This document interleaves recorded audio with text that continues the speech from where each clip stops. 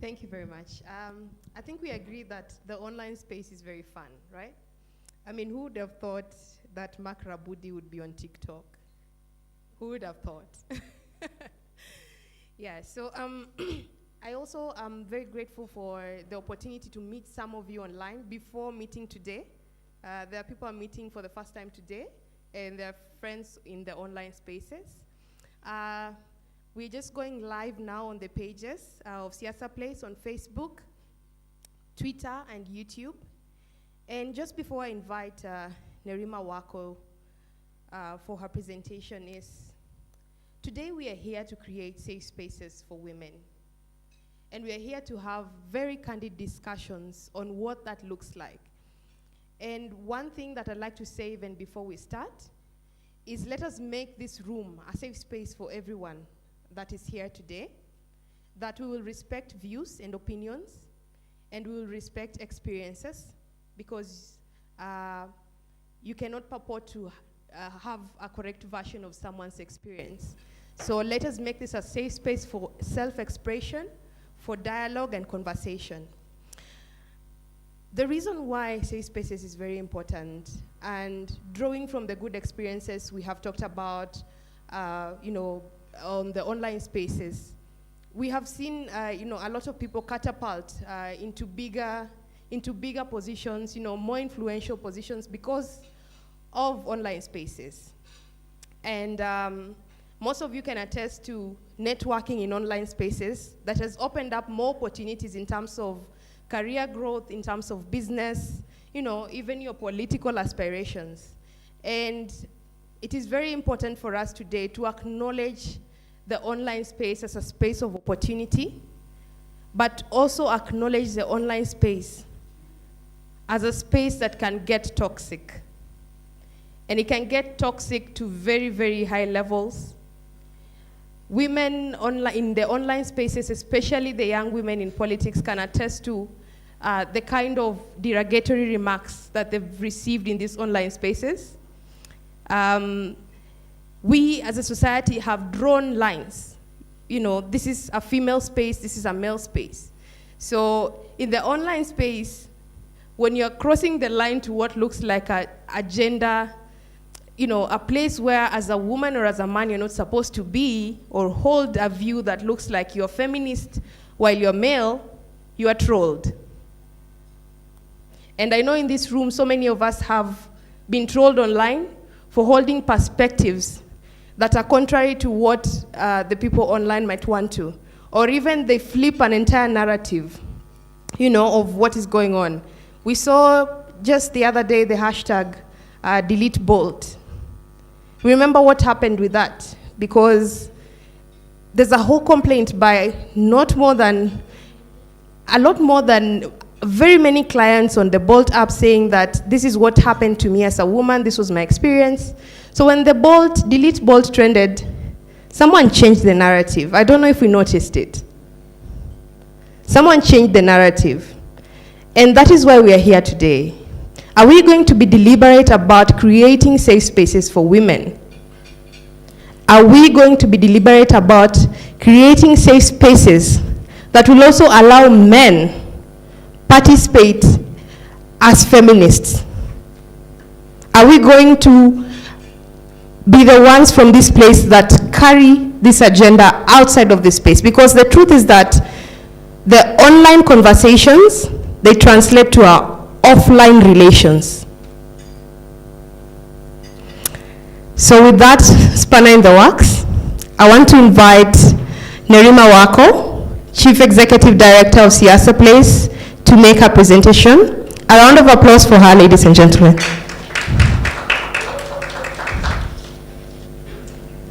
don't know where you're going to put it.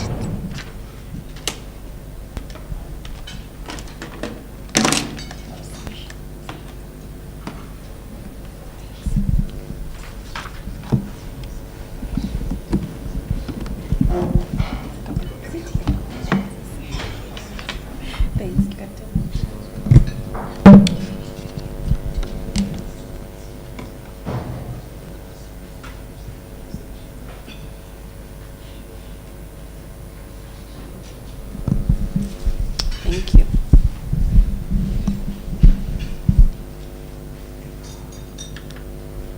Okay, good morning, everyone.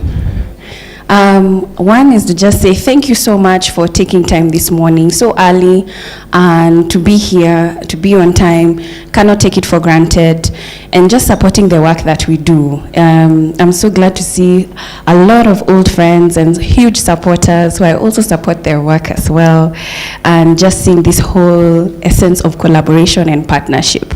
So I'm going to give a really brief presentation as to start us off with the discussions that we'll be having today, and women at web, and just to explain who we are and why we're having this discussion, as Aduma has already introduced.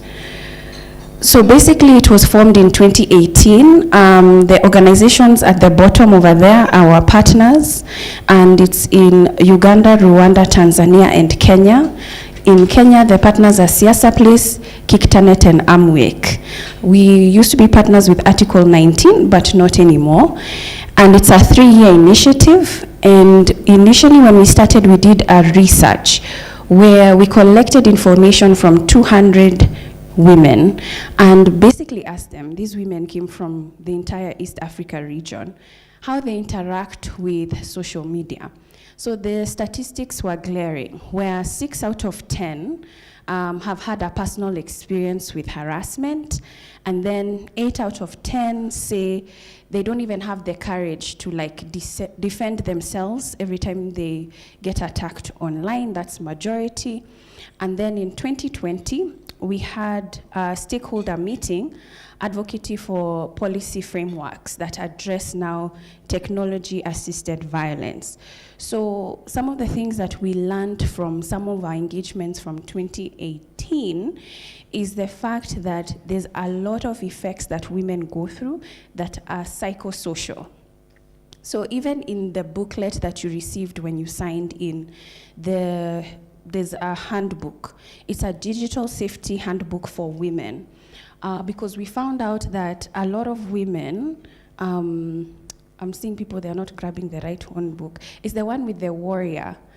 Maybe Grace or Judy can walk around with people who might not have one. I see not everybody has one. Kindly distribute them, thank you.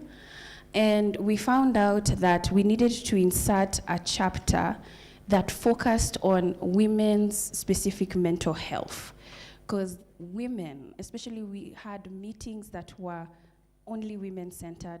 We only had women participants. And we would ask them, out of a room of 30, how many of you have been abused online? Unfortunately, most of the time it would be 30 out of 30. Sometimes if we were lucky, there would be one woman who would say, I've never been harassed online before. So that just shows you how high harassment online is for women. So that's how we now developed this, where we began to now collect data in terms of women's engagement and technology, right? This is where now the real work begins. There was a research that was done by DW in 2019, and you can see the statistics for Kenya. When you look at how many people have access to a phone, it's almost equal. 86% male, 82% female. Now when you look at Kenya and you look at access to the internet, it drops significantly. Half of those men have access to the internet. A quarter of those women have access to the internet. What does that mean? The reason why women who are accessing the internet are, when we do our studies, most of them, majority of them are harassed, is because that number is already significantly small compared to men. And then another reason is also the fact that there's a huge gender gap. If you are going to talk about women having access to credit, if a woman or a young woman has access to resources, she's not necessarily going to spend it on credit, as compared to a man who will and get data or probably find access to public Wi-Fi. A woman will first consider what are the missing things maybe at home. There are other priorities for her. So she might think, I need to have access to maybe go and buy vegetables or food in the home before I can buy data. It's not a priority for her. So this is something that a lot of times when we're engaging online, we don't realize the barriers that exist for women compared to men. And there's a quote that was really interesting that was said by Cherry, and she said that it's right up there where she talks about when we talk about women being empowered, just because a woman might have access to M-Pesa or WhatsApp doesn't necessarily mean she's empowered. When it comes to internet tools that aim to enhance democracy and participation, women in villages do not have access. They do not have a voice. They are not literate in that aspect, and this is something that affects women twice as much as men. Again, something we do not think about. Let's talk about something that we interact with every day, the box. I call this the box, all right? So it's really interesting. Here we are, we've talked about the fun things online. And even, we've talked about how Aduma mentioned a hashtag was created because women were saying they feel unsafe in Bolt taxis. But at the end of the day, it had completely changed. Why should people be paying more for women's safety? The conversation switched so fast. Something that women were saying, this is important to me, and no, dominance took over and said, it's not that important. There are other things more important than you. That happens every day online. Every day. And there's something through our engagements that we've had. Honorable Martha Karua has been to some of our meetings. And there's something that she said that was just, it was true. It was so raw. She basically said, the thing with the internet and women, what happens offline is exactly what happens online. It's the same. So we're navigating through two worlds. But a lot of times we do not realize that when we interact on these platforms. So I call this the box. Because see, I'm someone who is in governance. I talk about politics all the time. I'm passionate about it. Leadership, I'm on interviews all the time. So it's my career, it's my work. But then I find it so hard to switch to my personal online. If I started posting stuff about, say, my baby, started posting stuff about how I'm having fun this weekend, and I'm doing something fun, people would be like, who hacked her account? Like, what is going on with this girl? Or people would be like, hold up. You mean she has a side to her that can be fun? She's so serious all the time, and she's so, she has that side. Like, it's unfathomable for a woman to have those two sides. But why is it so easy for men to get out of the box? Because for men, let's just even take a typical politician, any. We probably know their favorite football team. We probably know what they were doing over the weekend. We've probably seen videos of them hanging out and having drinks. We've probably seen it. But why is it so easy for them to navigate from personal to work? But for a woman, you're caged. The same way, like I would live for the day if I saw a socialite talking about the politics in this country. I would live for the day. But people would be like, what? What is she doing? She doesn't know what she's doing. In fact, in the comments, you will hear people saying, stick to what you know, just pose for pictures. The box, okay? The box. So this sort of engagements is just, we've been in this space doing this work, and we're seeing this stuff happening, and we're like, no. We have to have a different narrative. And how can we have a different narrative, especially for women?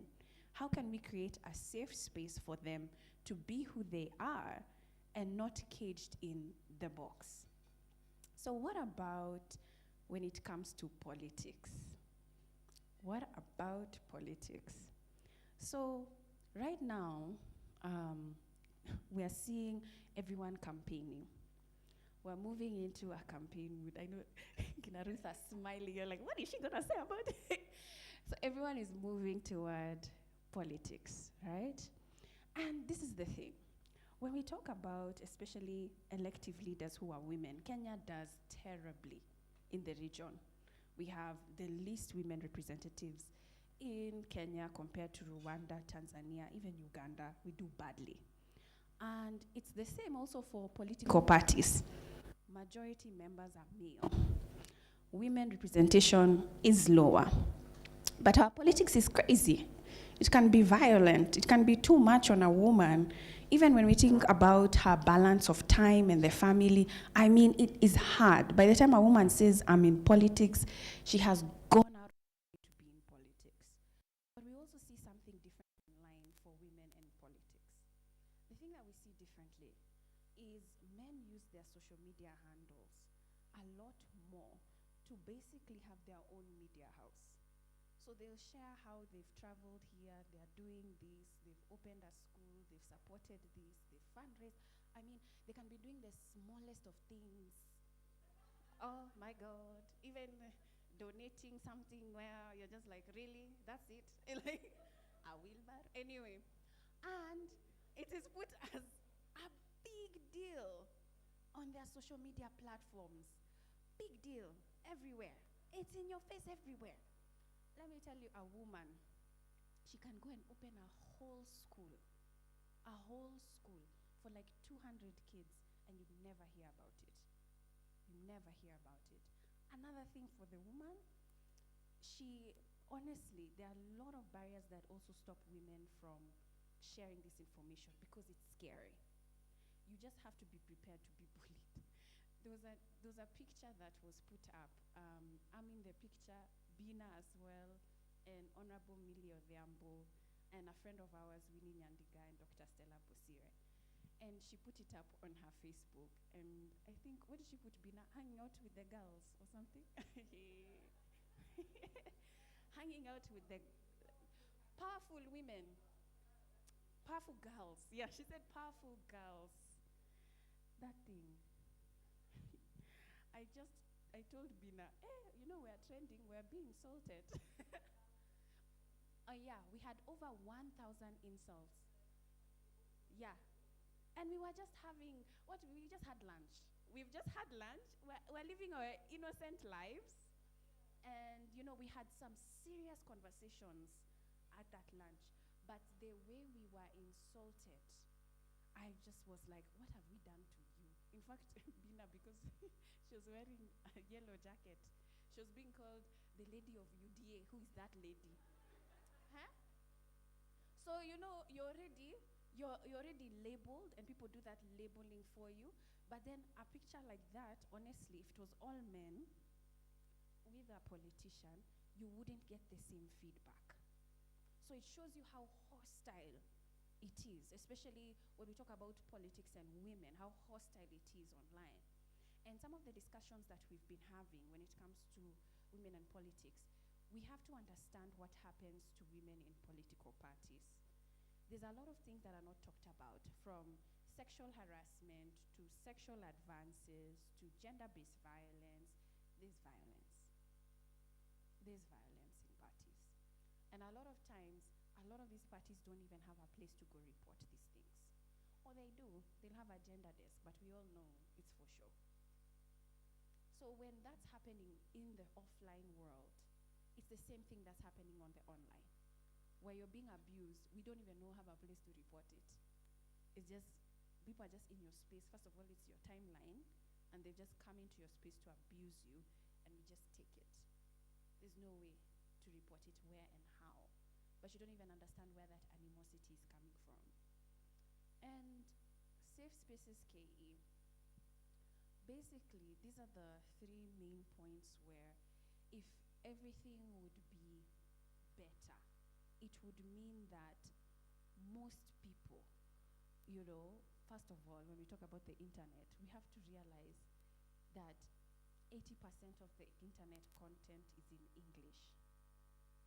It's in English, which actually is interesting, because our everyday language is not necessarily English, and it's a mixture, but then we can see a bit of classism, because you have to be able to engage in English.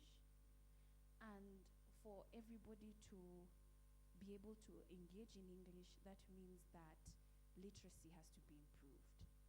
And not just literacy in terms of language, but also usage and understanding the internet. People need to be able to understand that there's an etiquette that happens. And the scary thing about the internet is that you'll be able to hide behind pseudonyms. You'll be able to do things where in real life you wouldn't do. But that has now been amplified. So when we're having these meetings, and last week we had a meeting just like this with now young women with blogs and all that, and they were like, you know, you're talking to us about this stuff. We deal with it every day. We are attacked almost all the time. And I normally ask them, how do you defend yourself? And there are always three ways. There's the woman who just keeps quiet. Me, that's me. She just keeps quiet. Disappear. You know what? I'll go offline and just wait until the wave passes, and then I move on with life. And there's the other woman who just comes and she's on attack mode. Like, she go over there raising her hand. She can go to every single individual and just answer back and answer back and answer back. She doesn't care how much time it takes, even Mabea. She can be there the whole night, but she has responded to everybody. And then there's the woman who actually creates another account that is a male name. So now I come in as Alex. And now Alex can do everything I can't do because of the box. And she feels free with Alex. And that's who she is. And those are the defense mechanisms. And these are things, honestly, men don't think about. But these are things that women engage with every damn day. And so we're here because we are hopefully pushing for, as much as COVID has happened and everyone is talking about technology and access to technology, there's obviously interest in having public internet access because people are pushing toward using more Wi-Fi, and we've seen where cities are talking about being connected, like Nakuru, and that's going to be the future. But as we're talking about more access, we also have to realize that this environment that we're trying to get access to is not leveled at all. And it's getting to a point where it's toxic. So the reason for our meeting today, and before I hand over to Aduma, is just to basically for you to be more sensitive to your online spaces and just notice some of these things that are happening. The fact that someone, especially men, they are more organized in terms of, you know, we revolt. There's like a small army. I've forgotten the name. What do you call them? Yeah. They come like a little militia, and they're so organized. Like, this is the person we're attacking, and they all just go and they just decide to attack. And I was saying, you know what? It's time that we created a space like that for women, especially as we enter politics and elections. We're going to see a lot more women getting harassed online. We will. And if we could just even take note of who those women are and even get an understanding and even support, because a lot of times we just watch it happen. We've watched so many women being trolled and we just keep quiet. What if we could change that dynamic? What if we could have a loose network to create a support for those women? And the reason why it's important today is because we've been having this discussion for several years, and we've said, you know, the first time we had this meeting, and it was only women, we trended. I was insulted, because how can I have a meeting just for women? How dare you? How dare you? And it became such a big deal that now the men online were like, invite us. Like, how can you keep us out of this space? How can you have a space for yourself? And that's why we trended. Because people are like, where is this meeting? What are you talking about? And that's the reality. And so now we're at the stage where we feel, okay, we've done a lot of research, we've done a lot of observations, and now we can have men get us to understand and navigate through this space. Because at the end of the day, we do need allies, we do need partners. And also, we've also realized that because of the access, we can't do this as women only. Because of the access alone. And even on this table, we've had people who probably have insulted one another. Yeah. I'm looking at that table there. But you see, but now, that's the table. But you see, but now you're able to sit down on the same table and break bread. So it's possible. It's possible where in the past you would never interact, but then we can grow and change attitudes. So I hope you enjoy this meeting today, and thank you so much for being here. Thank you.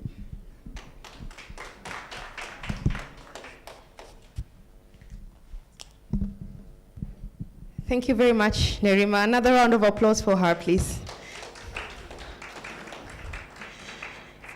And I know we have online personas, right? Women in the room, do you have a different online persona than yourself physically represented here today? No? How many feel they have a different personality online? Just one? It's a safe space, we are being honest. All right, so there are a few people who've joined us online, and I'd just like to acknowledge the online community for joining this discussion. We have Wambui Wamwatha, Karibu, Yusuf Odwor, Maina, Mary, Judith Nancy, all the way from Cape Town. Yeah, Karibuni sana, and keep engaging. You can, of course, engage online. If you want to make your remarks to the discussion that is going on, please feel free to comment on any of the channels where the live is being broadcasted, on Facebook, on Twitter, or on YouTube. And Nerima has highlighted really important conversations we should be having on cyberbullying and harassment, particularly gendered bullying and harassment in online spaces, technology-assisted violence, and we've not even talked about revenge porn yet, because it's a thing in the online space. But I don't want to exhaust, because I know there's a rich presentation coming up. Actually, we have two very rich presentations, very engaging.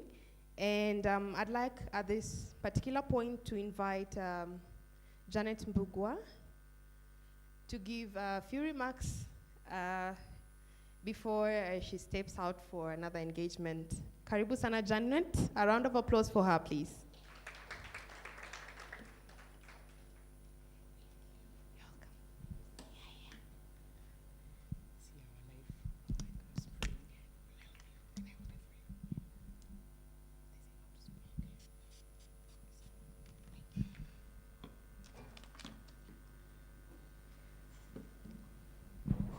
Good morning, everyone, again. Thank you, Aduma. It's more of a few remarks. I think there's people in this room who are way more fitted to give the presentation, so mine was just to share a few remarks. I'll say a little bit about myself, because I do not like assuming that people know. But my background is as a broadcast journalist. I was a news anchor, reporter, and host for about 10 years. And I left in 2017, and everything I've done is an extension of what I did on TV. I've been passionate about having important conversations. I have been passionate about plugging into collaborations that are, I just think, important for our space. And I'm the founder of Inuadada Foundation, which is essentially about equipping girls. It was initially about equipping girls with access to menstrual products and information. Founded it in 2014. We've come a long way, and it's been great to throw my heart into it and be able to give it my all. And now we have a center, two centers. One is in Korogosho, one is in Mombasa. And it's really kind of morphed.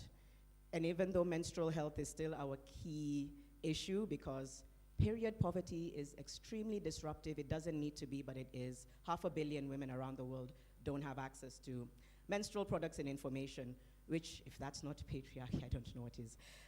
Budgets, there's not enough investment in it, so it's really frustrating. And then we realized that a lot of the women we talk to, and girls, are survivors of violence. So now we are offering psychosocial support sessions a week, and it's ballooning so much, which is heartbreaking, but also good, because it means women are trying to come to healing. And we're also extending the conversation with men in communities. And I know I was speaking to Bina earlier, who was saying this is also an urban issue, but unfortunately we're not allowed to voice it. If you are a woman who has a good job and is known, you're not really supposed to talk about the violence you experience. So anyway, those are the issues that we deal with as a foundation. Digital advocacy is also one of our strongest platforms, again, as an extension of the work I did online. And when Nerima and Miriam and the team reached out about this space, it's so relatable. It's so relatable. In 2015, if I'm to talk a little bit about my own experience in cyberbullying, in 2015, I was pregnant with my firstborn son, and I was a news anchor on primetime news. And that's one of the first times that I experienced overwhelming cyberbullying and body shaming, which was very disturbing. I was getting comments like, "You're too pregnant to be on TV." Till today, I don't know what too pregnant means. I'm like, okay. You shouldn't be reading news if you're pregnant. We can't even listen to what you're saying because you're too pregnant. You're just there and your stomach is just in our faces. And so I remember we would read the big question with Hussein. And at some point he was so triggered because he's like, none of the answers are about what we've asked. It's literally all about you. And I don't know whether it's because I started in media when I was 19. In fact, if I'm to date all the way back, my first gig was actually as a radio presenter. And so maybe I was, in a way, building my bandwidth, because usually I wouldn't respond. I would, I think, be the first person Nerima said, which is, let me just step back. But because this issue was bigger than me, it was literally an attack on womanhood. I became a dragon. I didn't even recognize myself. I just slayed. Even my boss was like, calm down. I'm like, no, you cannot tell me to stay away because I'm carrying life in me. It doesn't make sense. And I remember it was odd to see it covered by The Trend and True Love for some reason, and people still say you were one of the few people who was pregnant on TV. I didn't see it that way. I was just doing my job. And I didn't see the barrier of doing my job while, expecting. But I feel like it planted a seed in me from 2015 that I've never been the same person. I've never been the same person, and it's difficult and scary to navigate the online space. I think where I am now in 2021, I can say that I have come to a place where I'm good with being online. I think I've created my barriers and boundaries. I stand for what I believe in, but it hasn't been easy. So when I think about what we need to do to create safe spaces, I'll give another example and then talk about what I think we need to think about. I was doing a project with Adele Onyango, I think in 2017 or 2018, and it was about sexual harassment on campus. And so we took a picture afterwards, and that picture was used to poke fun at rape. It was one of the most disgusting things we've ever seen. And so, unfortunately, there was a lot of silence that followed. I think I'm the only person who pushed back. And then the attack came to me. And this was from a pretty well-known blogger, Twitterati person who has a massive following. And that was the other turning point for me, was we were essentially alone to face all that wrath. People would DM and say, well done for speaking up. I'm like, why are you in my DM? Why are you in my DM? Please take it out there. And really, and some of them,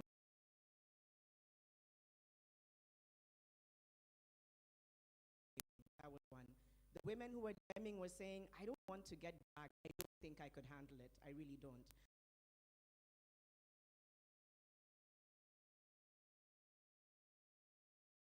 Which is bad, but it's true. So when I hear you talking about let's create an army, it's necessary. I always speak to people who are content creators or colleagues, women in the space, and they would literally rather by the post around social justice issues, around politics, because they also don't feel like they'll be supported. They don't feel people will come and say, hey, don't talk to her that way. And so I think we need to realize, and I use this line a lot, people's lives depend on these kinds of conversations. People's lives depend on issues to do with addressing violence, addressing cyberbullying, which is a form of violence. We need to recognize that There's people who are, as we speak, suicidal, have gone off social. They can't reconcile what's wrong with them. They're essentially like, I'm the problem. I must be the problem.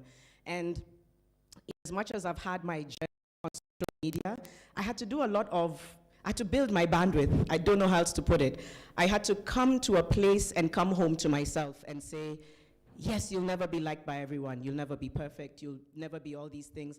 For me to even be here in a space that touches on politics, that wasn't me before, but I'm comfortable being in this room. For me to be here with like a full face of makeup, talking about these issues, because honestly, to your point, you're told, what's that on your face? What are you wearing? It's just, I'm like, please let us be feminine, let us have our fun.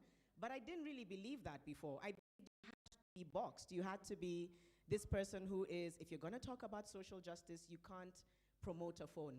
If you're going to talk about politics, you can't talk about, I don't know, sexual pleasure. Like, how dare you?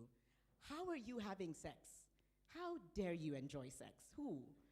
And for the longest time, I think I believed it, and a lot of the time it's how we're socialized. You're kind of brought up to be within these boxes. As a woman, you need to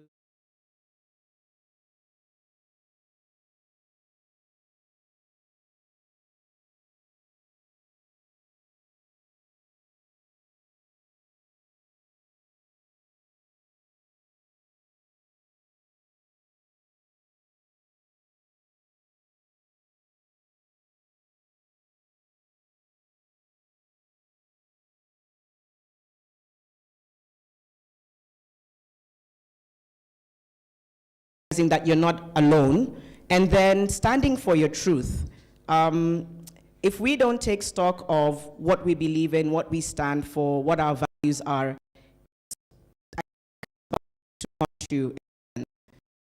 I feel like there's a point I also wanted to make, and I need to refer to my notes.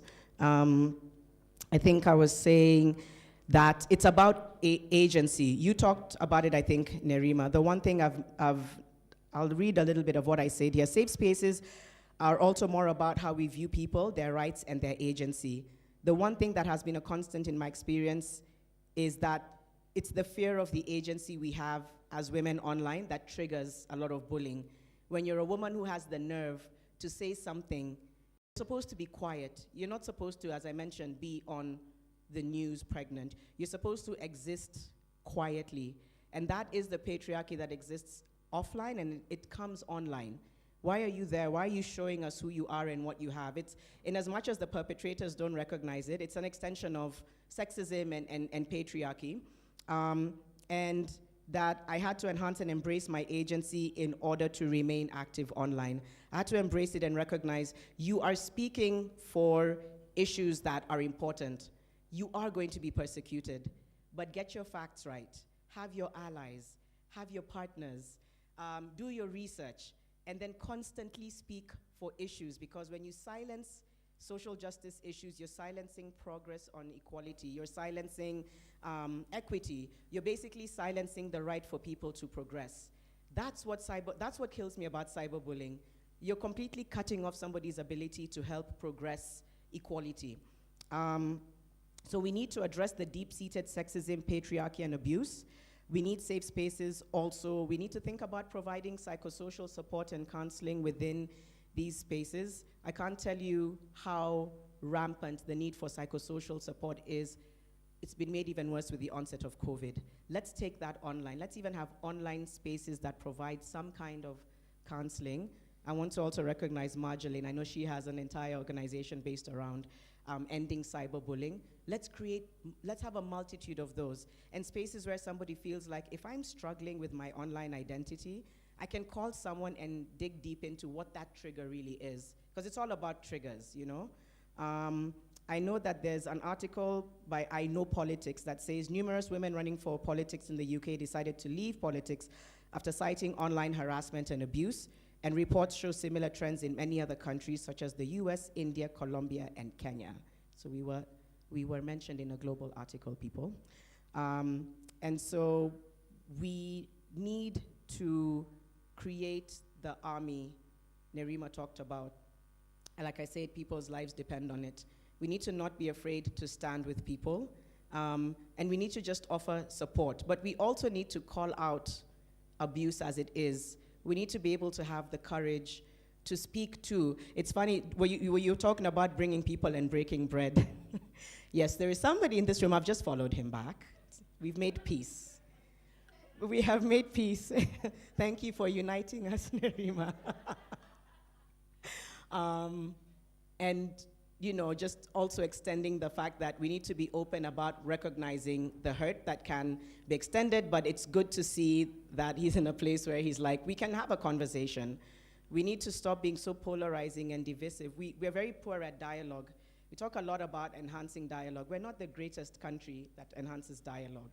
So let's break down the barriers. Let's stop telling women our problems are minimal. Let's recognize that men and women are attacked online, women more.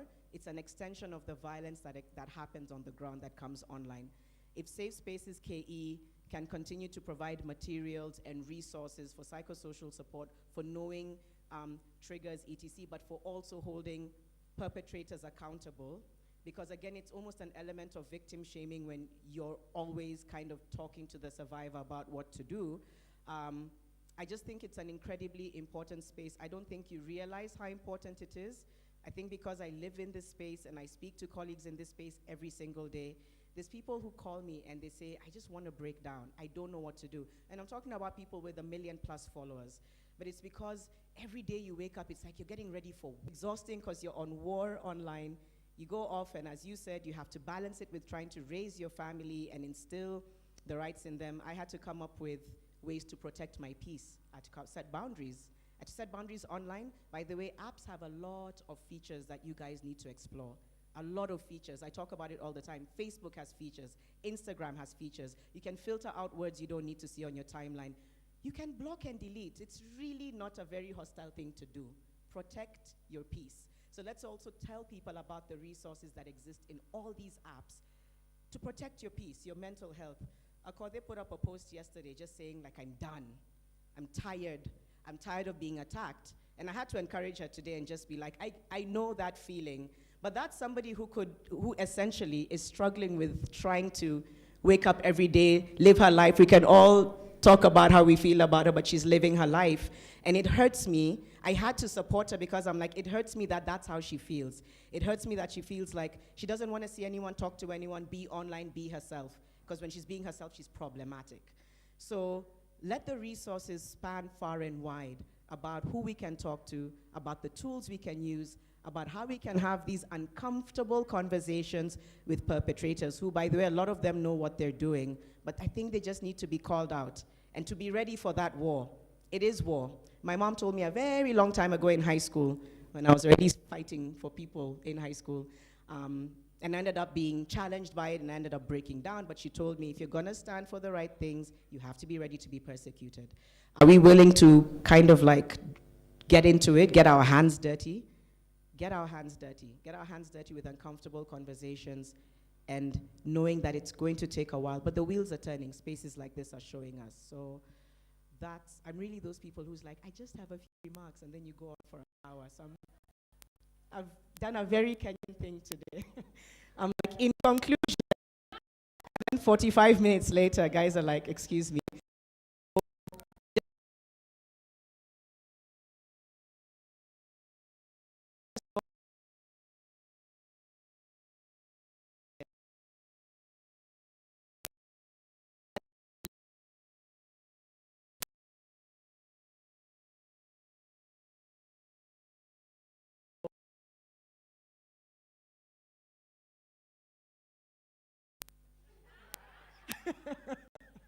Thank you guys so much, and stay safe and protect your peace of mind. Do what you need to do that. Stand silent when somebody's being attacked. So thank you all so much. Thank you, Janet. A round of applause for her. So I think we can already start creating that army, right? Turn to the person next to you. I'm not about to say salimia jirani na tell them you love them. Turn to the person next to you. Kindly exchange your social media handles, all right? follow each other online. Know that that is part of your army.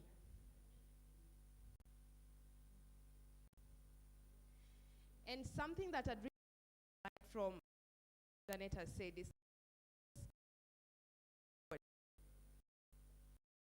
or who are trolling us online or giving those, it's a really bad thing that is happening, but you're not publicly in solidarity with that person.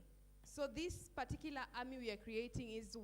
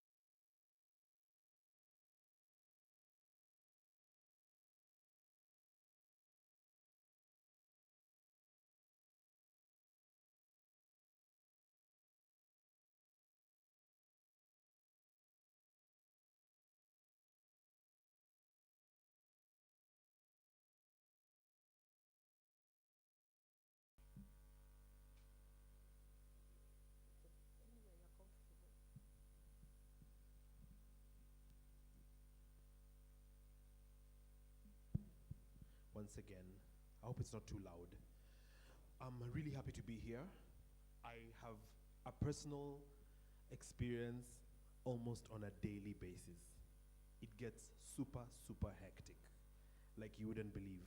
And one of the things about the online space is, you know, people also have relatives. You have a wife or a friend, a sister, a mother.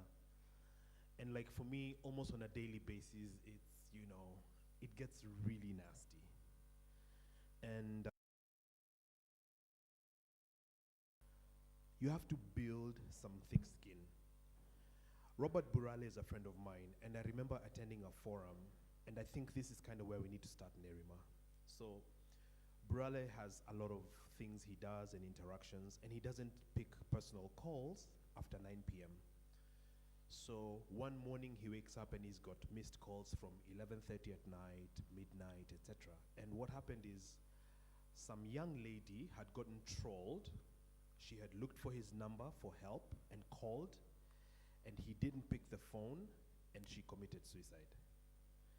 So this is the reality of some of these struggles, is a lot of young people have their own issues around their esteem, around their identity, and when they get attacked, they might not have what it takes to withstand the attack.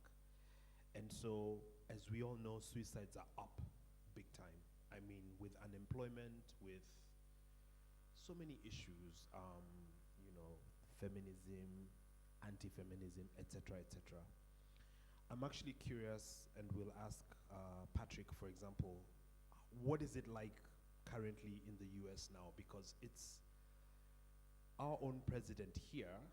I mean, everyone knows Uhuru's memes are like gold standard.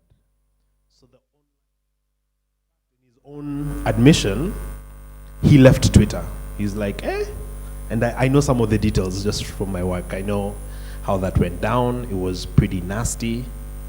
You know, his brother just calling chief of staff one day saying, delete the president's, all his social media accounts immediately because of the level of stress. So I just want to talk about the thick skin aspect. The next thing is, I get attacked a lot because, so for example, when there's a lot of attacks on women, so I'm that guy who I don't spectate. So I'll come and say, hey, no, I know her, I know she's a nice lady, she does this, etc. So then the attack always is, oh, Benji, so now you think, yeah, so now you think she'll be into you because you're defending her. So it's just ridiculous. And we're in the 21st century. One of the things that really shocked me is how in this day and age, when you talk about, for example, physical violence is still a thing.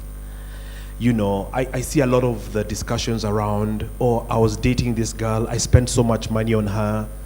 And then I say, well, what does that have to do with, you know, her having to love you back because you spent money on her? Then they say, oh, you know, you're from a rich family, you're a mama's boy.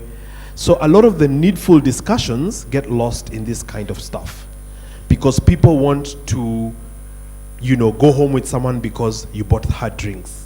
And this stuff is just insane. What I'll say is believe in something, and then, especially as a guy, just have the kahunas to stand and push back. Because for me, honestly, online, offline, I had a TV interview with some guy. I mean, I was ready for physical that day, like me and you here. Because bullies, all they want is to be able to crush you and run you out of town. So grow some thick skin, stand for something, and don't go with the wind. You know, don't go with, oh, you know, all the Amerix guys said, all guys, at oh, you didn't come to class. I'm like, no, that's not what it takes to be a man, is you don't have to prove, you know, that if you spend money on someone, then she has to be yours. You know, that's, you know, there's even the issue of rape. I mean, it's just, I'm like the only guy saying, isn't this rape? And then guys are like, we una choma. And that's a very serious topic. That's like a no-go zone. Like, rape is, you know, oh, did you see how she was dressed? Like, are you even serious? So let's stand for something, and let's have the guts to stand for what's right, and just push back and have the temerity to stand for the truth and to stand for justice. And sometimes if it has to get nasty as you do it, then go down and do it rather than run away saying it's gotten too hot, I can't defend those mamas, let me just take care of myself. No, be a man, stand, be a woman, stand, and fight for what's right. That's my online experience every single day. Thank you. Thank you very much, Benji. Be a man, be a woman, right? Stand by your truth. Okay. Good morning. My name is Shiko Kihika. Hii meza wamesema mimi ni bully, so I don't know them. I've been online for the last, especially on Twitter for the last 7 years now, but very active for 5 years. When I was starting, I met Leon. It's funny, your experience with Janet is quite different from mine, because Leon was my defender. When people were attacking me, when I didn't know what to say, Leon used to help attack back. And then the first 2 years were crazy for me, because you're just starting, oh, you're first a Keheka and you're coming to tell us about justice. When it's sellouts, we won't listen. You have money. I don't even know what that money they talk about is, but sour. And it was crazy to some point. I wanted to just like let go of Twitter and just stop. And then one day I woke up to Leon's text, "Chick, you've been verified." Jesus, it gave me the power. You're gonna say something and I'm gonna hit back, Nasio Gopi. And then it got to a point where there's a crew online that their main job is to troll you. Ni kama wananga kazi ingine. Like that person will troll you from asubuhi hadi jioni. You leave Twitter, come back, they're still trolling you. It's like that is their life. So this one time, it was after Jubilee's election. So I just said, I'm not sure about these choices, but Uhuru is a miss. Hey, people came at me. Oh, you're saying that on Twitter and you were there at 3 a.m. And I'm like, why are we with you? So it started like, it got like, it's like this engagement that is not so cool, but I'm going to answer back because you're not going to attack me as I go silent. And then they came for Nerima. And I was like, today I'm Nerima. Nerima was not responding, but I was responding on her behalf. Because you don't come, like you're coming for my friend. Why? Because she won't respond. So I say, and I will still say that 7 years of me being on Twitter turned me into a good militia. Because you're not going to sit there and attack me. I'm sorry. I will answer back. I will tell you what you don't want to hear. Because these kids online, they think because you're a woman, they can use your sexuality to pull you down. It's not once that I've posted something and someone comes, oh, you're a single mother, you're a prostitute, and I'm like, bro, can you afford me? If you can, willing to be a prostitute, because it's fine if that's what you take it, you know. So just like Benji has said, I've learned to stand my ground. I've learned not to be silent by people who most probably don't even know what they want to do with their lives. I've learned not to say, oh, I'm going to keep quiet and sleep. No, I'm not sleeping. You're not taking away my peace of mind. I will answer and then go get my peace in my bed. So just learn to stand your ground. They say develop a thick skin, but I say become a militia. Attack them back. Thank you. Makofi tafadhali. Shiko, I think, is choosing violence. So as Bina prepares to make her way for the presentation on young women's online engagement in universities, how can we start creating that safe space?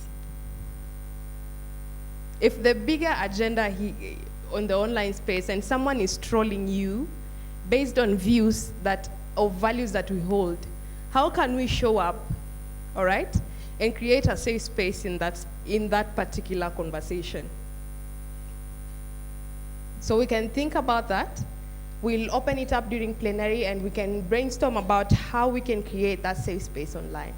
So if I say Team Yellow Yellow is not going to cut it for 2022, and someone decides that they're going to pull up my TBTs from 2010 when I had not used, what is it called, Aromat, and they decide that they're going to use that photo, how do we create a space that is safe in that particular discussion? So let's think about that. We'll come to that in the plenary.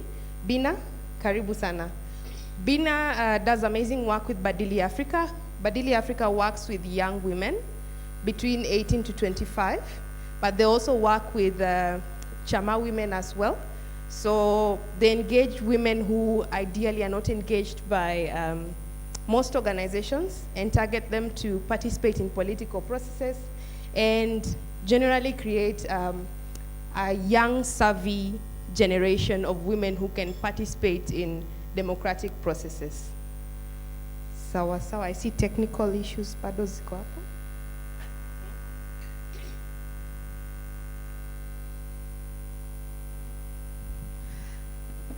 Thank you so much, Orchestra. Thank you so much, Siasa Place, for hosting this conversation. My name is Bina.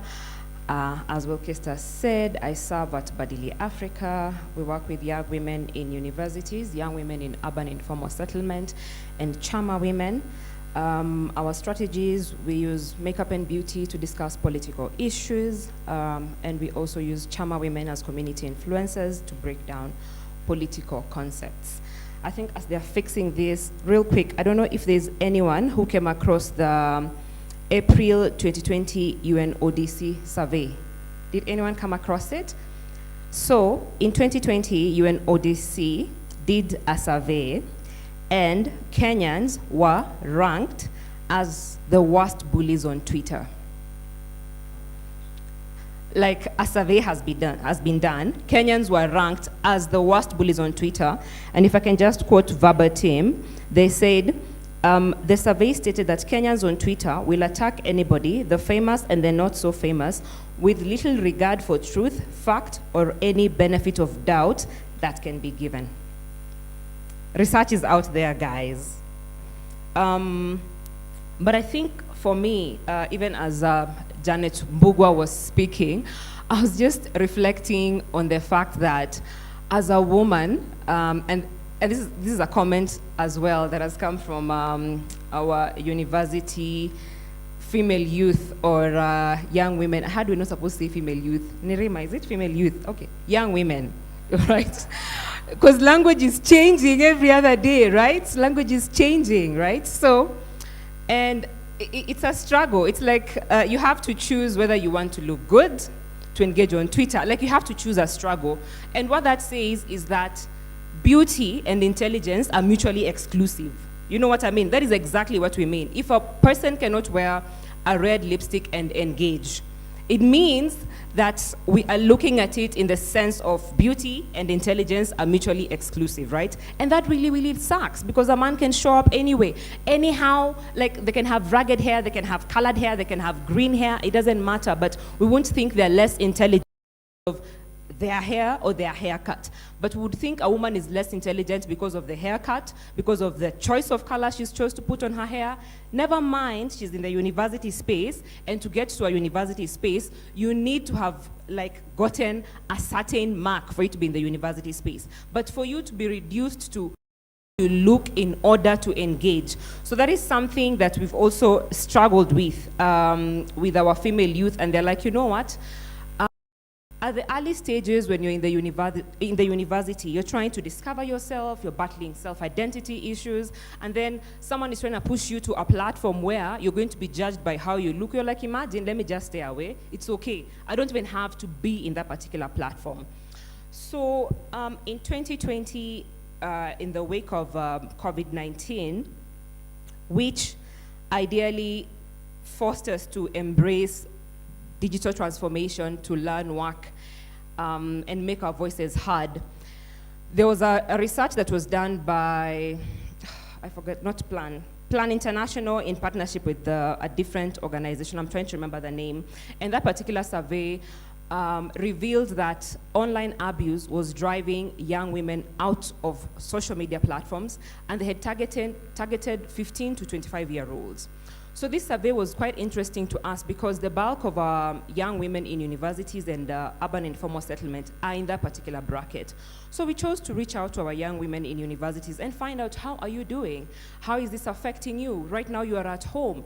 University perhaps is maybe, is your community. You're dating in university, you're spending more time in university. How is your mental health? Because for some of them, for majority of them, the only time they're able to access their therapy or their counselors is in the university, because you have a counselor at the university space. So we just decided to check up on them. How are you doing?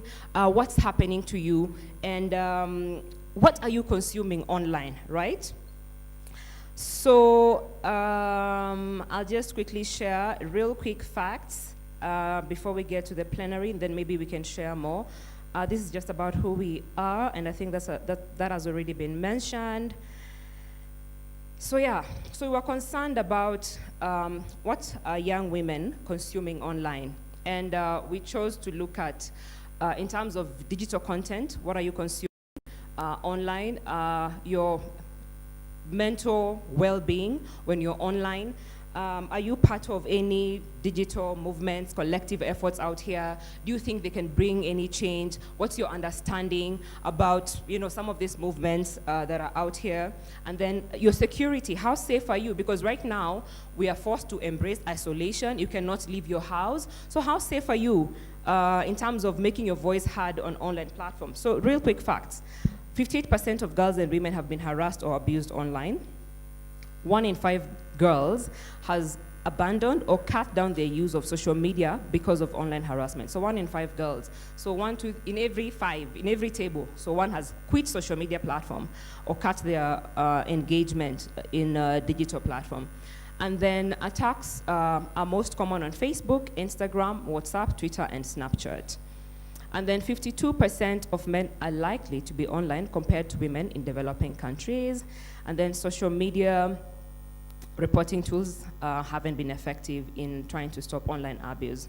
So we also began by checking how much time do you spend online, right? And the bulk of them were online most of the time. As much as you're not checking your phone all the time, but they were online most of the time, right? That's about 63% were online most of the time. I think we only had a very small percentage of guys who are online monthly or weekly, right? And then, so we had 61 respondents on that. Like I said, this was our selected topics when we were having our focus group discussions with young women from universities across the country.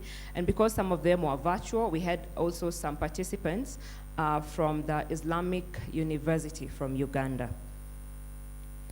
And so our key questions were checking who are the personalities you follow online, what are your preferred media platforms, what type of content are you engaging with? Also, what Will Kista asked, are you the same person in the online platform? What's your content creation process? Your awareness of your digital rights as an individual, and any movements that are around. So the most preferred social media platforms for young women in universities, I thought TikTok would top the list. So we had WhatsApp, Instagram, YouTube. Like those, that is what actually topped the list from the discussion. And the reason why WhatsApp topped the list is because number one, let me just put it up. So that were the percentages. WhatsApp was at 54, then Instagram, and then YouTube. Facebook and Twitter actually were like poor, performed poorly during the focus group discussion.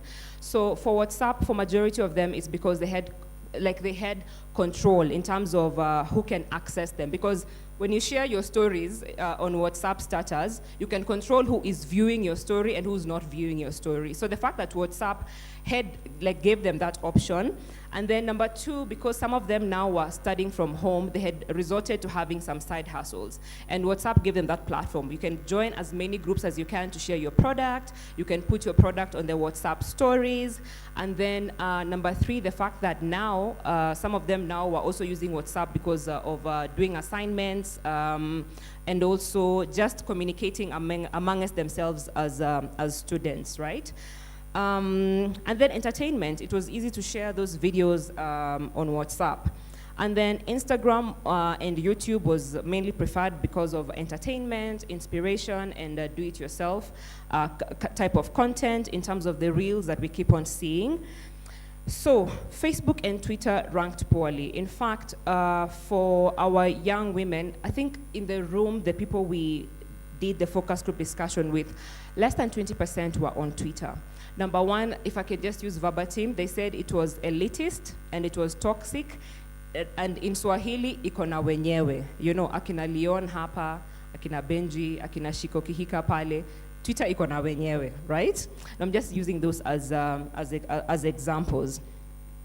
And then Facebook for them, there were actually young women in the room who had quit Facebook completely. So for number one, they said, if you look at the audience in Facebook, you're likely to have your mom there, your relative there, your auntie there, your brother there. So it's no longer private, and you don't want to have 3 accounts. So for some of them, they were not interested in Facebook per se. And then the fact that it's easy for you to be harassed on Facebook in the sense of someone sharing explicit content. Because for Facebook, even if you're not friends with someone, they can still access you. They can still follow you. Because even right now, if I try to add, let's say, Wanjiru as a friend and her limit is full, Facebook still gives me the option of following her. So because it gives me the option of following her, it means I can still communicate with her, right? So because you cannot control who is accessing you on Facebook, right? So majority of them did not find Facebook as a preferred platform. And then also the fact that people share explicit videos. I think even for I don't know if some of you are on our validation meeting with young women, people share very explicit videos on Facebook. And some of them even had to deactivate their messenger.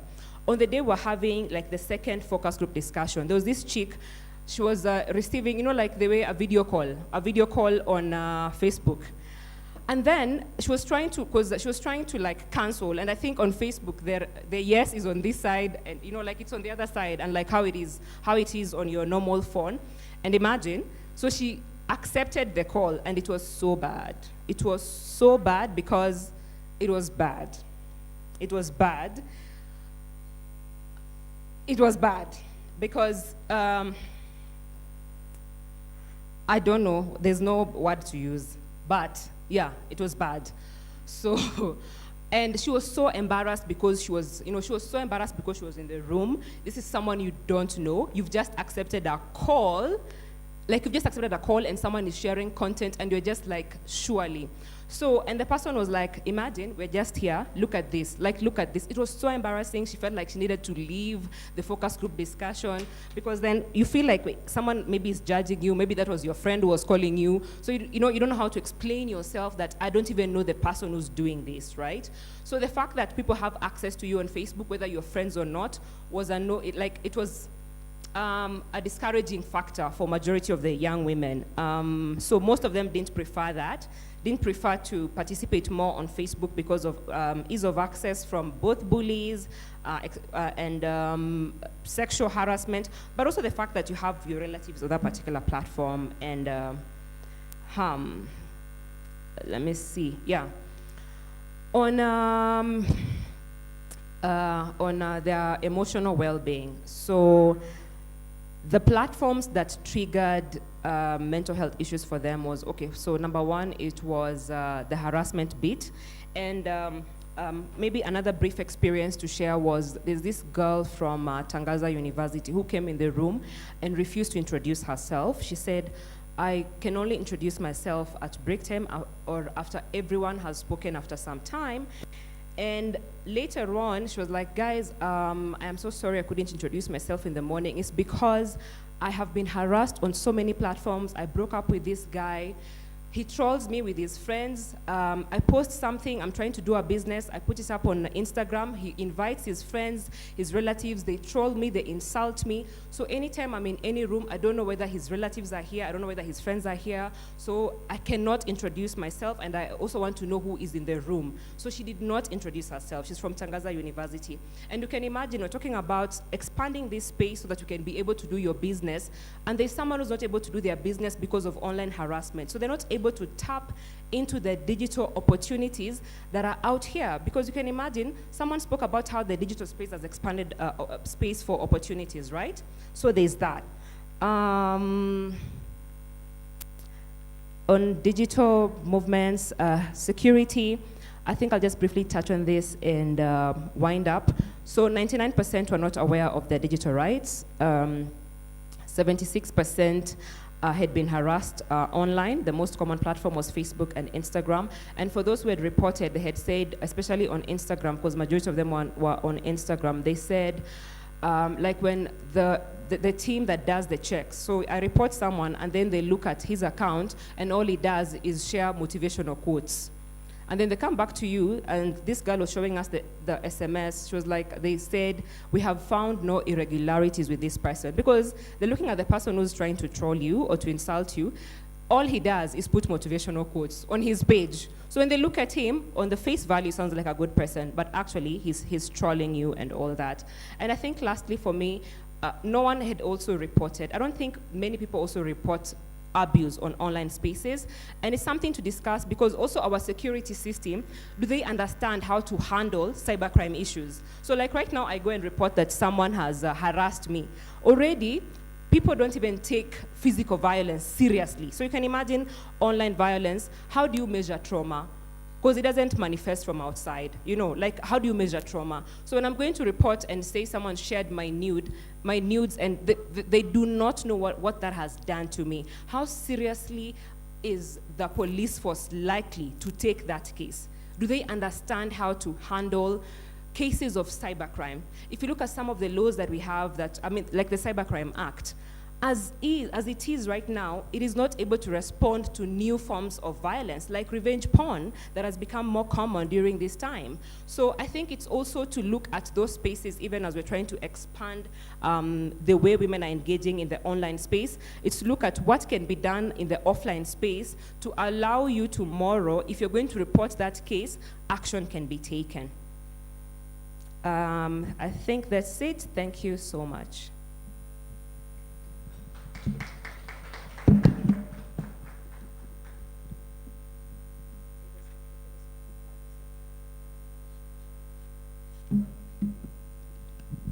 Thank you very much, Bina, for that in-depth presentation, especially the statistics. So before we go to plenary, I know we have comments to make on the presentations that have been done already.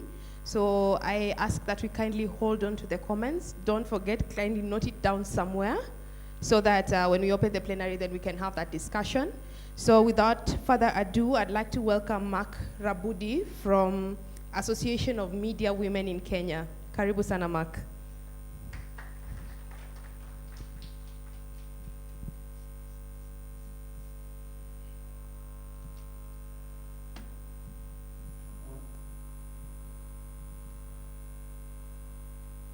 morning, everyone. Mark is my name.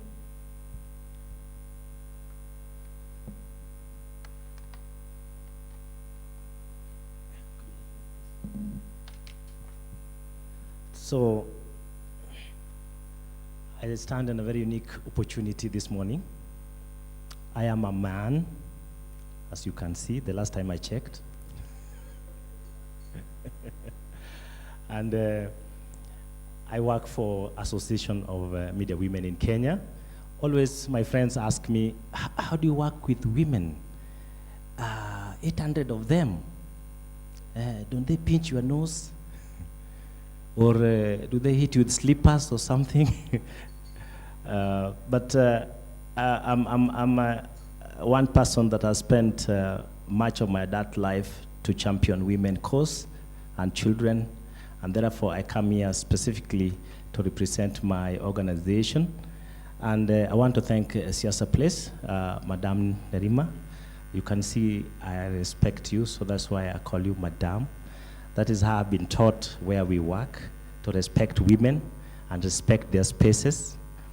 And my CEO is traveled because of something, so I will be standing. Actually, mimi ni mtu wake wa mkono. You know, I support my CEO. I'm the principal assistant, or you can call me aide to Madam Judy. At the association, almost 40 years old, we work with media houses, women in media houses, public relations professionals, independent content producers and creators, students of journalism and communicators, employees of non-governmental organizations, including Siasa Place and others. We work to champion the cause of women, and particularly women in journalism.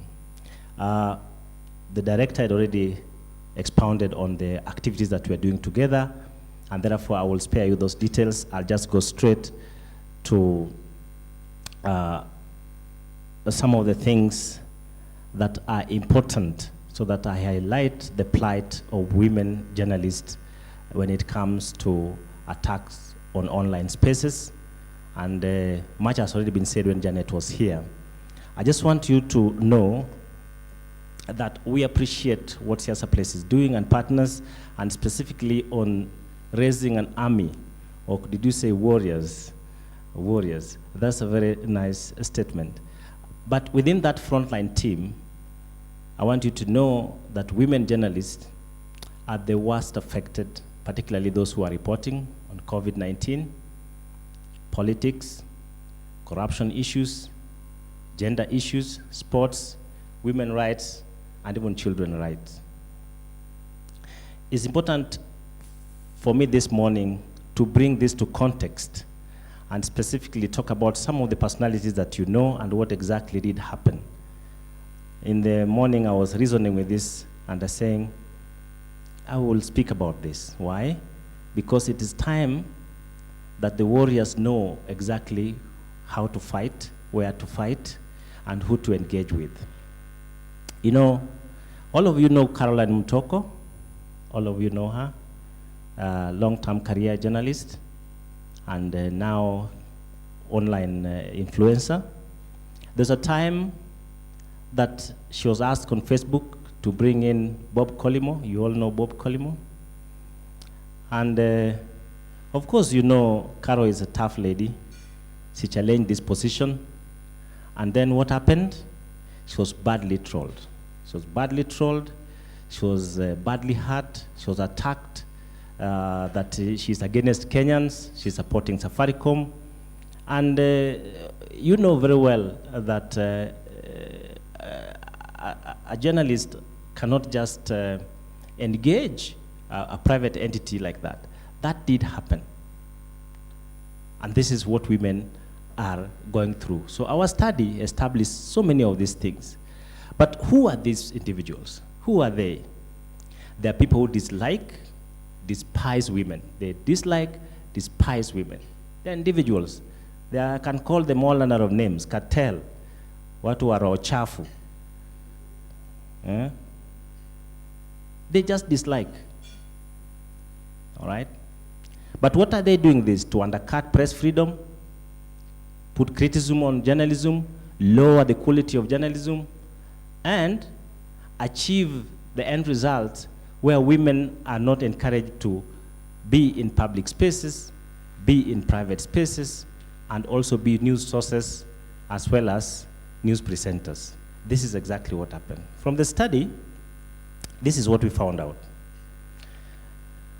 That Facebook tops at 43%.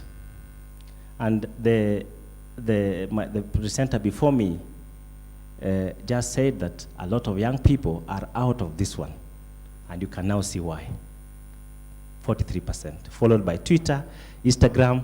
Of course, you can see why I love TikTok, because it's not there. Okay? Facebook, and you see majority, Facebook and Twitter, and this makes women run away from these ones. Then you can see her study is quite correct. Types of online harassment, you can see abusive content via social media at 35%. That is also followed by threats on social media. So there's abuse and threat. But look at something there. When it comes to abuse comment via an article, when a piece is involved, then you can see both the abuse and threat goes down. So somebody said that these are people who are idle and so on. You see, they also fear content. They also fear content. When now to engage properly with what is topical and what is useful, then they shy off. They shy off particularly on that. What are the nature of online violence observed on online platforms targeting women? Here we are again. Abuse with hateful language tops, followed by image-based abuse. And you know, if you want to talk about women in the social media and you want to narrow around image, then Kamatia Rochafu, they know this is where to cut them. This is where to cut them down. Some of the things I want to show you this morning are not very nice. So I would like to take a disclaimer. It is for purposes of us being free. Aduma said here that let us use this space to interact, to be free, to speak on the things. Let's not keep quiet. And for us to raise an army or a battalion against this, we must confront these issues. Which are the conversations that appear to trigger high levels of online abuse? You can see gender tops again. Disinformation, very little. Human rights issues, particularly women's rights, politics and election.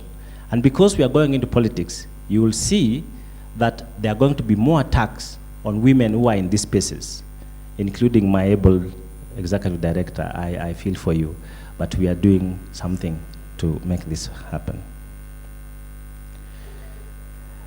During the COVID-19, you know about this story. Yeah, I don't want to say much. You know, that's a time to call a lazy journalist. This is the one Raila Odinga was talking about. And you see how many people follow Raila Odinga. Millions. And when you profile a journalist like this, simply because she exposed some of our bad behavior, and that was responsible journalism, because that is what we are paid to do, she got trolled very badly. Okay? You can see, say, attention, attention, my fellow police members. Now they are even a police. I told you, they come with all manner of names. Be cautious from this woman. She has hidden cameras.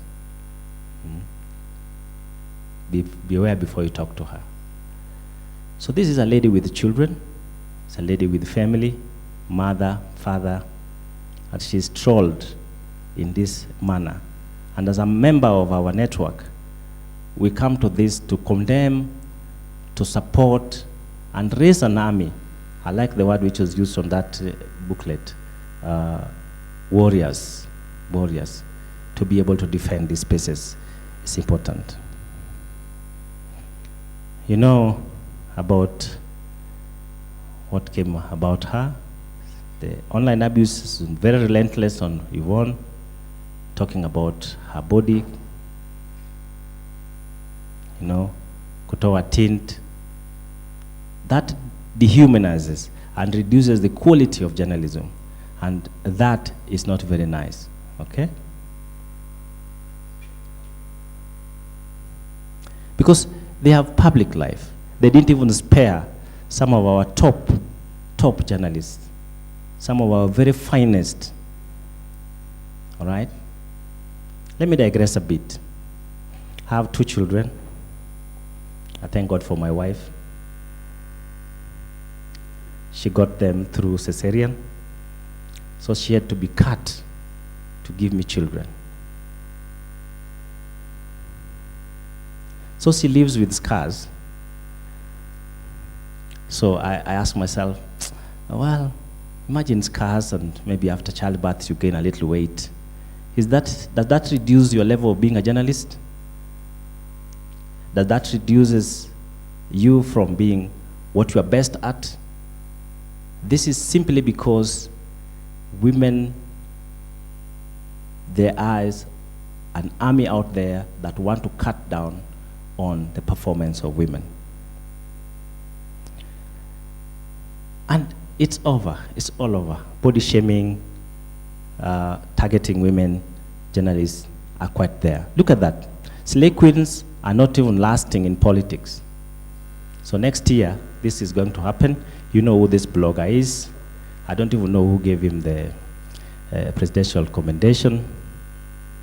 And he can speak like this on a prominent lady, a politician for that matter, and to associate body parts and our apparels and such things. Despicable, despicable. These are things which are there. Example of aggressive messages. Some of these, I'll just pick a few from our research. Magufuli Benjamin at Hustler, umepotea sana, referring to Betty Kialo. If only thing you do is to pray, and the prayer will be conducted inside. Let me not mention the next of the words. And you could see from being a very good journalist, news presenter, and then she slipped out of the newsroom, and then this is to make sure she goes to the oblivion, make sure she's out there, okay? You can see, dear citizens, Citizen TV, after exposing a man striving to make ends meet in the name of investigative journalism, I'm hoping you have already assigned Purity Mwambia undercover to investigate and come up with a COVID-19 cure. So you're trying to twist some of the very important engagement and discussions to be able to be trivialized and make it look. So these are some of the things that we are talking about. Quite many that I would not want to go through all of them. And some of our members have suffered a great deal of trolling, attack, threats, some physical. And now that we're going into politics next year, our membership are quite aware that the spaces for safe journalism for women is going to shrink, and we're going to do anything possible to protect that space, because if we don't do that, this is what's going to happen. Only male voices will be heard out there. When it's coming to TV, maybe the daring ones like Narima will come on TV as expert opinions, but very few would shy away because maybe some will comment about their wig, some will comment about their size. This is going to simply increase male participation and male dominance. I'm not against men. I said in the beginning, I am a man, son of a woman, that helps. But we must point things as they are. If we don't work hard to discourage, to eliminate, to attack back, to get the space back, only male voices in the political arena and the time that is coming up to 2022 will be seen. We'll have more men appearing on TV, online, and otherwise in other media spaces because they feel comfortable. But women will reduce significantly because of fear of attack, or fear of revenge, fear of being trolled for whatever reason. In conclusion,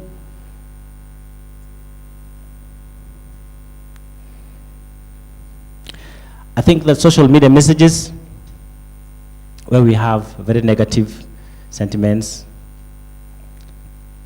that incorporate words that insult women, stereotypes, amplify stereotypes, I think this is where we need to focus on. We need to focus on. Career women, mainly journalists and politicians, need to be protected against abuse. The use of hateful messages and language is very, very important, all right? One time I saw a meme of the Honorable Omanga, and she was just a happy lady enjoying her company with the deputy president, and people started talking about sitting allowance. And it's not money, you know what I mean. Aduma, this is my presentation. Thank you very much. Insightful, yeah? He's brought out the real stories. Say them for what they are. As I open up the plenary session to a wider conversation with everyone else, I remember when we had this conversation last year, and Honorable Martha spoke, and she also said one thing that stood out for me: usiogope kubonyeza block. When you're protecting your space, usiogope kubonyeza block. Those were her words. And seeing as we are moving into a political season that is going to be heightened, and as Mark rightfully puts it, the space is going to shrink even further. For women in politics who are running, the aspirants, for women in media, for women analysts, and anyone else who's looking to put out their voice who is a woman. The space is going to shrink even further as we know it. So it should be deliberate from us, from this meeting, to create these safe spaces that we envision for this year and for 2022. I was looking at statistics of the women who ran for office in 2017, and the number of candidates that we had in the report by UN Women. And we had 14,000 candidates running for different political offices across the country. And I only saw 900 women. 900 women. And we know partly why women are not running for office. It's because of patriarchy in the political system. It's because of lack of safe spaces, both physically and virtually. And I don't know why Leon stepped out, because the first remark was going to come from him. I hope someone flashes him to come back to the room. But we only had 32% of women being elected and nominated in 2017. 68% of that number, of course, undisputedly were men. The National Assembly, only 23 elected. And the MCAs that were elected were 96 only. 1,334 men. Okay? And I think it's good that we have Ruth and Chep in the room, because they come from political parties. The wider discussion is how are political parties even carrying forward this particular discussion on safe spaces. We know of sex for positions. right? They happen. It's that you have to appeal to your the executive director of your party. You have to appeal to the Secretary General who is going to sign your nomination certificate. These are conversations that we should be having, because that is not a safe space for women. Leon, I was wondering why you stepped out, but I want to open this discussion. I'll have a few comments on the presentations. I can take 3 on that, and then we go into how we envision the army that we want to create, the network that we want to create. So, the other mic. Can we have a roving mic, please?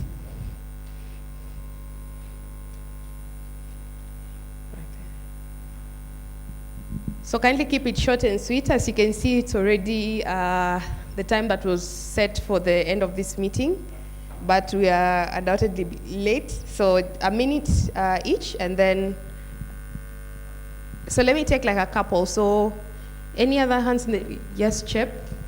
Any other person? All right, so Leon and then Chip. Okay, thank you so much. I've been keenly observing the presentations. And the one thing I think all presenters have left out, and which I feel is important we talk about, is women who bully women online. That is a point. In fact, I loved Mr. Rabudi's presentation. The first tweet he put up was by a lady called Frida.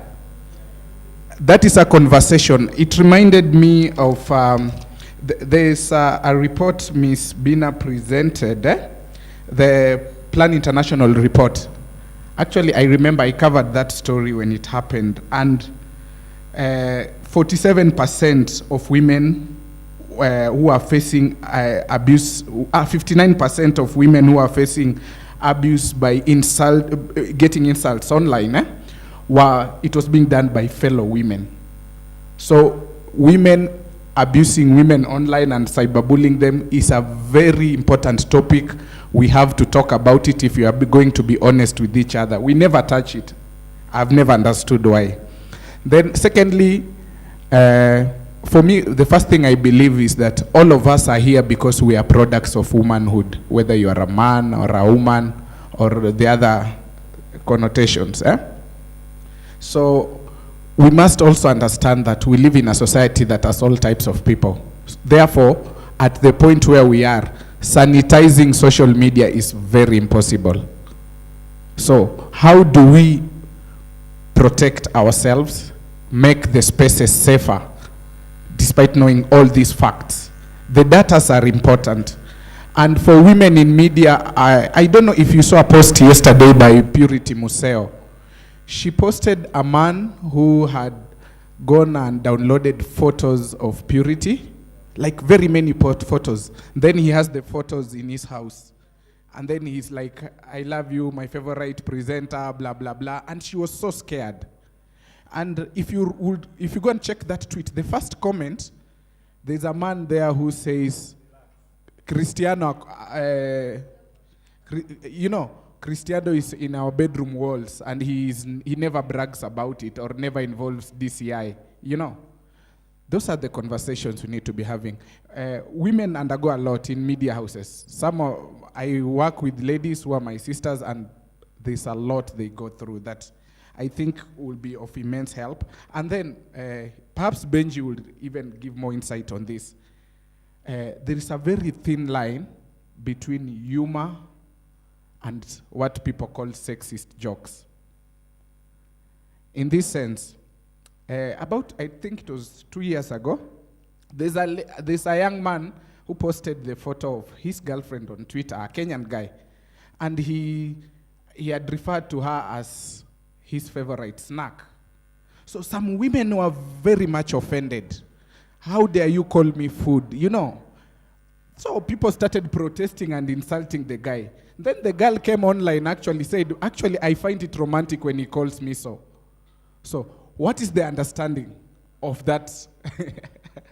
So the thing is, it's a political season. You have to develop a thick skin. That is a fact. And with Janet, as I wind up, with Janet, we didn't bully each other. We argued on a matter of principle. And it's something I hold dearly because it was this time of our 2/3 gender conversations. And I'm one person who strongly believes that women are not incapacitated. Women don't require charity. They are equally capable of running in a political contest and winning. Therefore, for me, the issue of granting them free seats will always remain a no.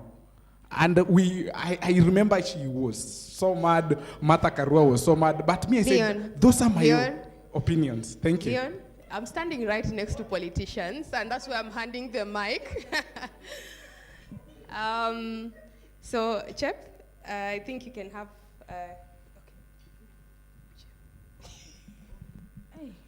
Let me breathe in. Unfortunately, I had to come after you, after that statement, so I have to breathe. Sorry. I am Chepkoech Toet from the KANU party, and I am glad to be in this space because at the KANU Secretariat, I head what we'd call the women desk, the gender desk, so I'm in charge of the women members in the KANU party. And this conversation is very timely for us because we are currently mapping and identifying women candidates. And some of the training we are doing for our women candidates, we came up with a whole manual. We did a training manual for women aspirants. And one of the topics is called tackling sexual corruption and the sex language in political parties. Nerima asked in her presentation, who do you report to when sexual harassment happens in politics? It's a very important question because remember, the owners of the political parties are by and large men. And they are the men who decide your fate. So if I am vying as an aspirant as Chep and something happens to me, the SG of my party or the chairman of my party is the one who will sign my nomination certificate. And maybe he's the one harassing me. So what happens? So those are some of the things that we are tackling as a party. Then there's the issue that has come up consistently of the election is here and women are going to be harassed more. As we were told to talk about social media and our experiences about social media and what we like about it, I said I am new to the space, and for sure I am. I have been there, but I was not active. And unlike the online bullying, in politics, we face it one-on-one. Anakutukana kwa uso and can almost tell you utadu. I liked what Shiko Keheka said. Now, Shiko said, yeah, ndio wacha katambe uko online. So for me, ni wacha katambe offline. Because when you allow them to bully you and you don't say anything about it, this is offline to your face, especially as a young woman. You will never stand in front of anyone to say anything. So we have had to have the thick skin. My first job in politics, I was in my early 20s, was as a campaign manager for Maina Njenga. So you can imagine what that meant. A very patriarchal setting. I am not a Kikuyu. I was the only woman in that campaign. So it was baptism by fire, literally. So when we talk about growing thick skin, that we have to do. And we have to support our women politicians, whether we like it or not. We have to equip our women politicians. Because women lose out on politics. And Leon, this is where I will differ with you again. Not because we cannot, but the number of obstacles we have to jump through to even just have a level playing field is not easy. And I'm speaking from experience. I'm not getting this out of the air. You understand? So what women politicians have to go through, even within political parties. I was in a panel discussion with Nerima not so long ago, and I said, political parties are the root of all evil. I still stand by that word. If we sanitize our political parties, we will have better political settings. and we can bring forth better candidates. So there's a lot that can be said in politics, but what I would like, as the last thing, I'm sorry, is, Wilkista, you said how do we support women? I want women to come into political parties. I want young women to be members of political parties. I want young women to take up spaces in political parties. It's the only way we can fight. Let us sit on those tables where decisions are being made and fight from within. You cannot be shouting from the street, Chep, you fight. I'm fighting what? You come, we fight. Thank you. Thank you very much, Chep. And I also want to ask, what do you mean by growing thick skin? What do we mean by growing thick skin? Because we are creating a safe space. So I want to know what that means. I didn't have thick skin 2 years ago when I resigned as the executive director of a political party, because one of the heads of the political party told me I dress indecently. And therefore the NEC, National Executive Council, had a problem with that. I was 25. So I want to know how to grow thick skin. How do you grow thick skin? Is it a thing? Is it something that's doable? How is growing thick skin? And then we talk about how we create the safe spaces. How do we grow thick skin? My name is Vajla Nkirema, Director at End Cyberbullying Association. I think before I move to growing thick skin, I'd really like to comment on the Purity Museo issue. I'm sure we will be moving to the safe spaces discussion, and that would not be something I would really like to say that unless we actually get a correct definition of what cyberbullying is, we might not even be talking about the same thing. Because I saw someone yesterday who shared after Purity Museo and said, you have a fan. But if the person, we at End Cyberbullying Association say that cyberbullying is willful, repeated harm. Willful to mean that the person bullying you is aware that they have an intention to harm you, and repeated to mean it's not even happening once, they've done it again. And Purity had said that she's blocked this guy once, and he opened a different account and repeated again. And the last part would be harm. Does she perceive to the guy to be harmful, or is she hurt? In such a situation, we cannot make fun and say that if she perceives that it is harmful, we cannot take it up and say that it's a fun. And we cannot even start talking about who else has fans out here. We have to look at those real perspectives. Willful, repeated harm. I move to what she asked, how do we develop thick skin? Online developing thick skin, we call it digital resilience. And resilience is generally the capability to bounce back after something has happened to you. It is being able to rise again. And for most people out here, you can tell that those who've been cyberbullied, even those in this room, the ones that have been cyberbullied, how are you able to move on? You developed that resilience. But we also do trainings, we create awareness, give people information, because informed people are empowered people.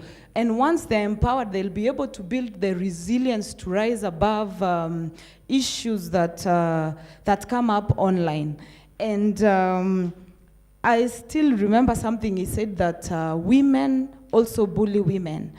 Personally, I'm a woman, and I know that aspect. However, that according to the numbers, it is not more women who bully other women. The population of men bullying women is higher, but still, women do bully other women. So there is still that call that each of us, as a woman, support other women.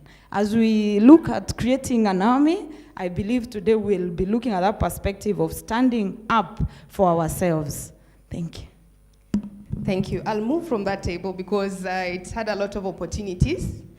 And even as you give your remarks, help us figure out how can we create safe spaces online. All right, let me first comment on developing a tough skin.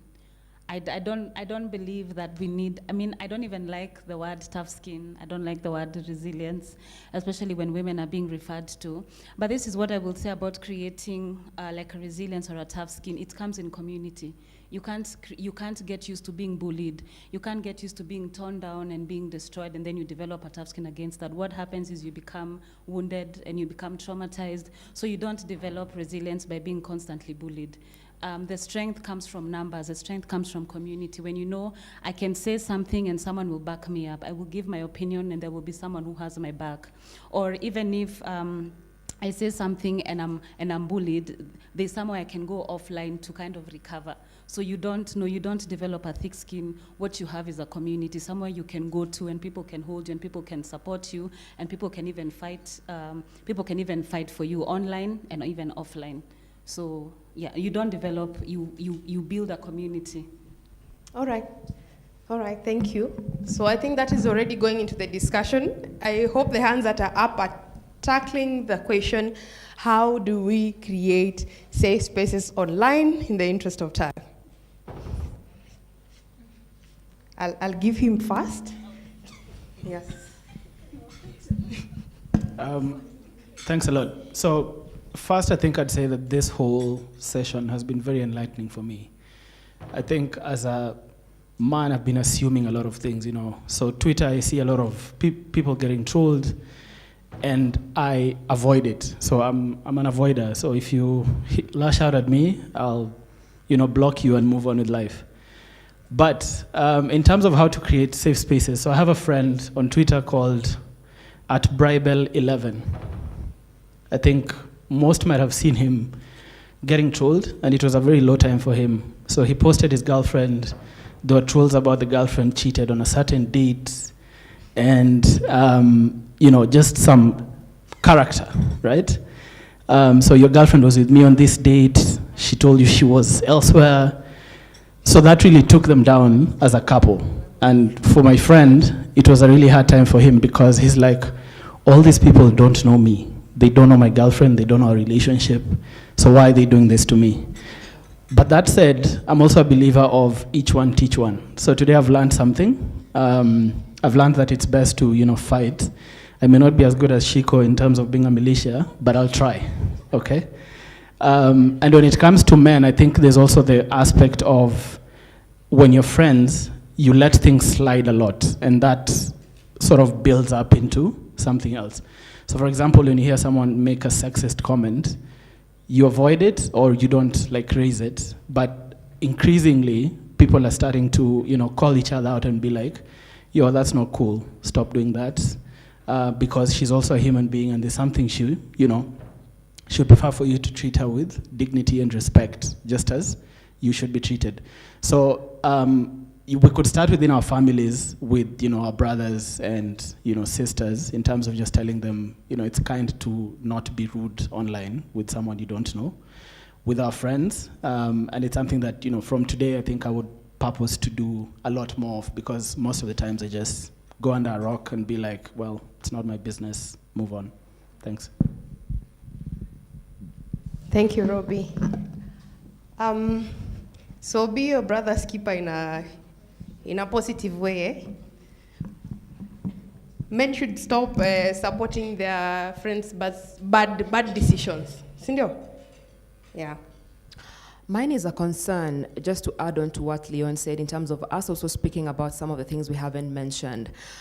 Can we also talk about the fact that bullying has become a career? We have politicians who pay people to bully you. Can we just unpack the fact that bullying has become a career in this country? When you talk about 36 bloggers who are on whose payroll, when you talk about the fact that they're businessmen who, when you do a story on them, they pay someone, right? So can we just talk about that? And I'm pretty sure even Leon and Benji, you guys even know some of these people who are cashing in on bullying as a career, right?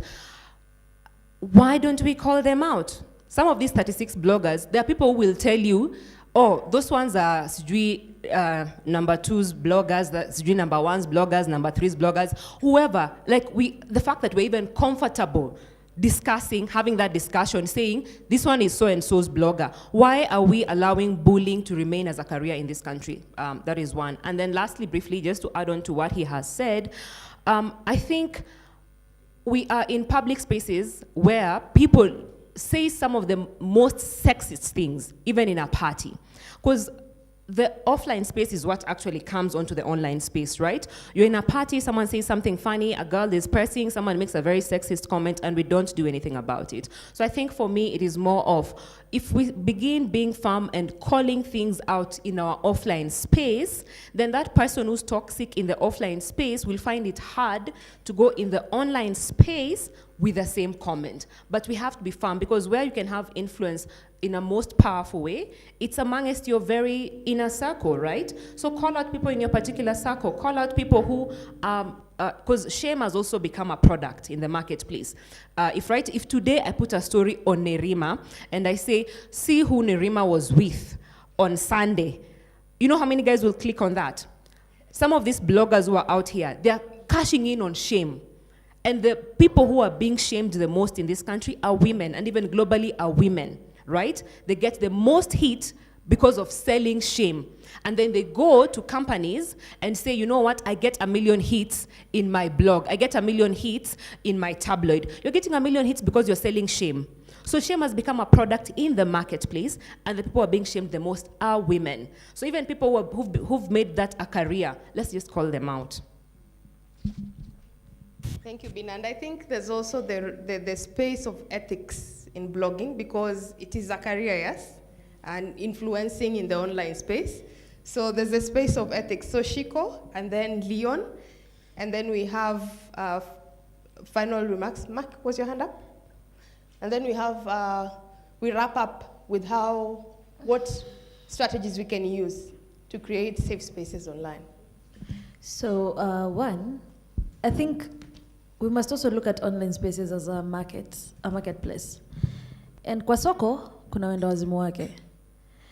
You can never curb trolling online, because we have all sorts of people in there. It's not regulated. It's not somewhere where you'll tell someone, ndakunyaganya simu ukini troll. It's you and your own bundles, your neighbor's Wi-Fi. It's whatever you use. You know, kuna wengine wanaendaga wanakaa kwa hoteli za wenyewe atakuli kitu atumia Wi-Fi.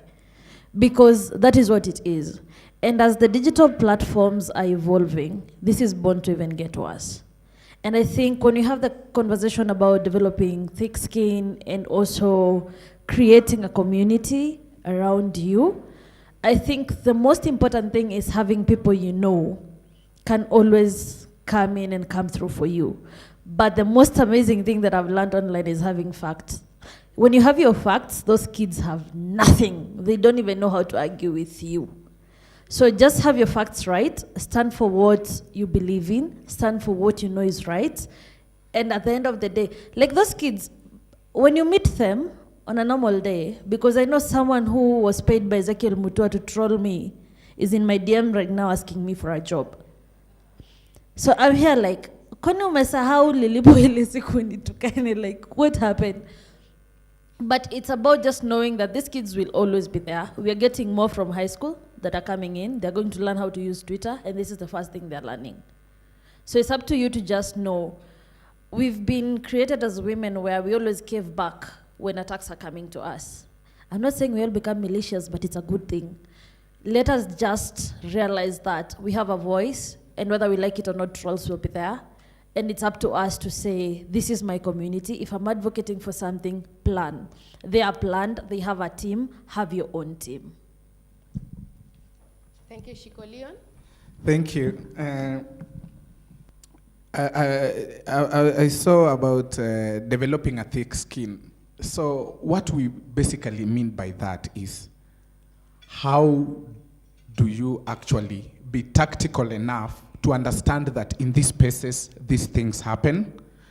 You don't get hysterical when they happen. You know how to handle them, because especially for women in media, we are, even people, everyone who is in media and works in a media house, we are barred by very stringent social media house policies. that we must abide by. So sometimes when you see Akina Purity being abused like that and they're quiet, it's not that they can't defend themselves, but it's because also sometimes their hands are tied. So number 2, developing a thick skin is also about understanding people's personalities. For example, I would love to use Rick's example here. I sat down with Rick's, I think it was last year, and we had an interesting conversation, and I wrote about it. If you will have seen the reactions I got, from the public, and some of them were trolling him and some were saying things. I mean, these things happen and people do them for fun. We have different types of personalities online. Like I said from the beginning, you cannot police social media. There is nothing normal about social media.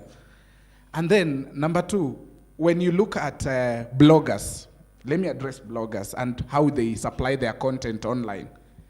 I have seen women start even Instagram pages of babies while they're still in their tummies. Who told you that kid wants to be a social media influencer? Maybe that kid wants to be an introvert.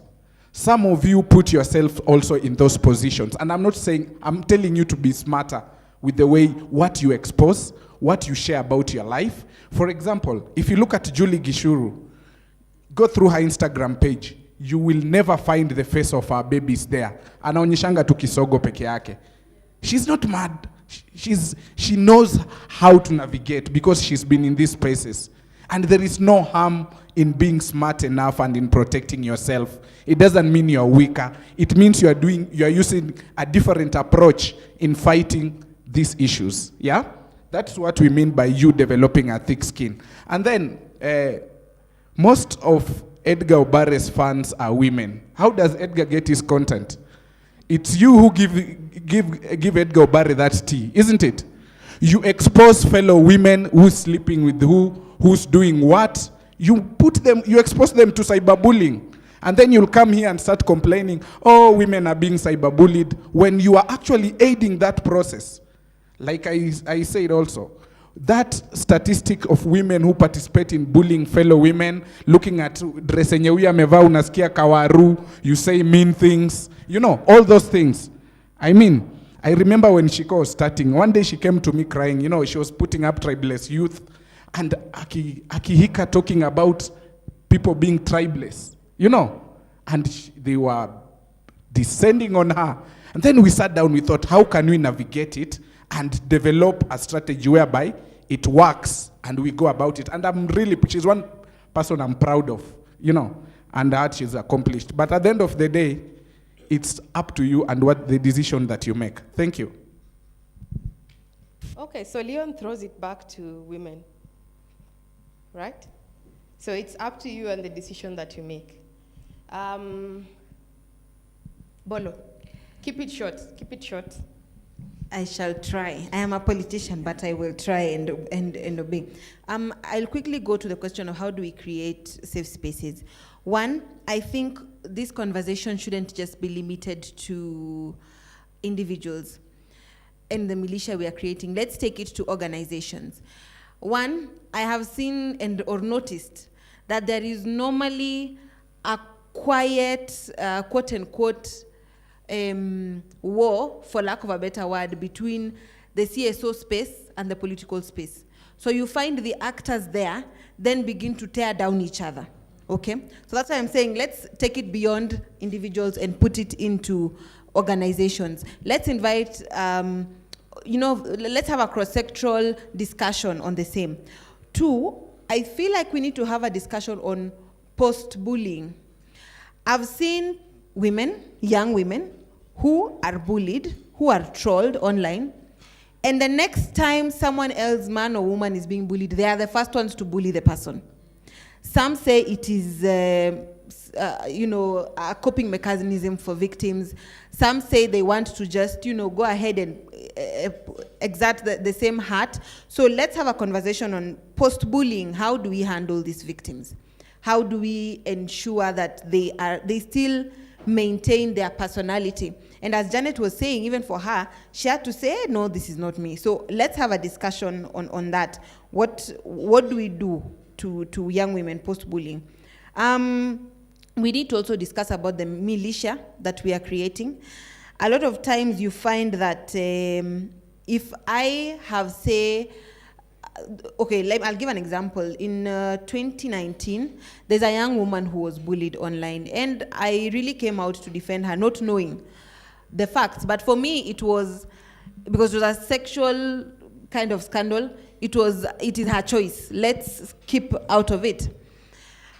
Then later, you realize that, one, the questions that then arise is whenever you realize that this person is actually on the wrong, I did not even ask you people to defend me. Why? Who told you? Who sent you to defend me? Who ulisikia wapi ninahitaji usaidizi wako?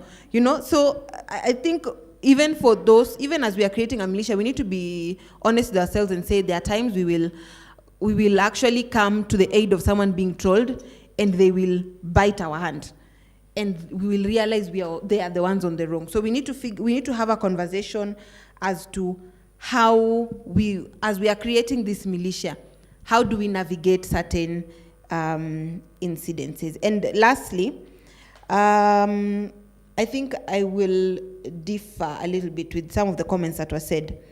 As a country, we have commercialized sexuality.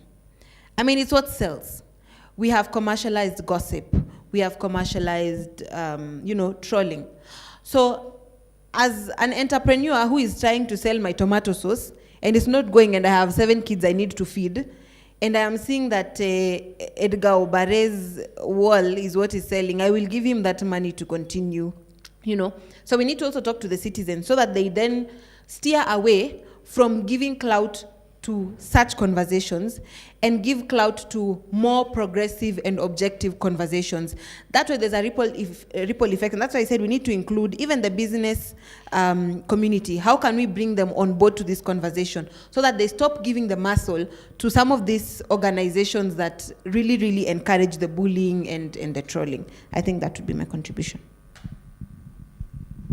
Thank you very much, Ruth. And I think you've addressed the issue on who are the other collaborators that are not here with us that probably need to be a part of this conversation on creating safe spaces. And I've had the business community, I have had civil society organizations, and political parties as well. So it's not an antagonism, it's more of collaborating with the different people. Leon, I'll come to you. I want to ask this to each one of us. I've heard us saying militia, and guys are asking me, are we really creating a militia or a network? So the militia, the network, the army, the warriors that we are looking at having together under the common agenda of creating safe spaces, how do we envision that network? How do we envision that network? How do we envision the network of collaborators? What should it look like? Is it that we form a WhatsApp group with the phone numbers that are here and then never talk to each other? Is it a physical engagement? Is it a trending hashtag? How do we envision the network? How do we envision the network? I was just saying, WhatsApp group is a no. People won't talk. People will come there forwarding messages, and me will tell them to leave. So, but over the years, what I've learned is just understanding who are the right people to network with online.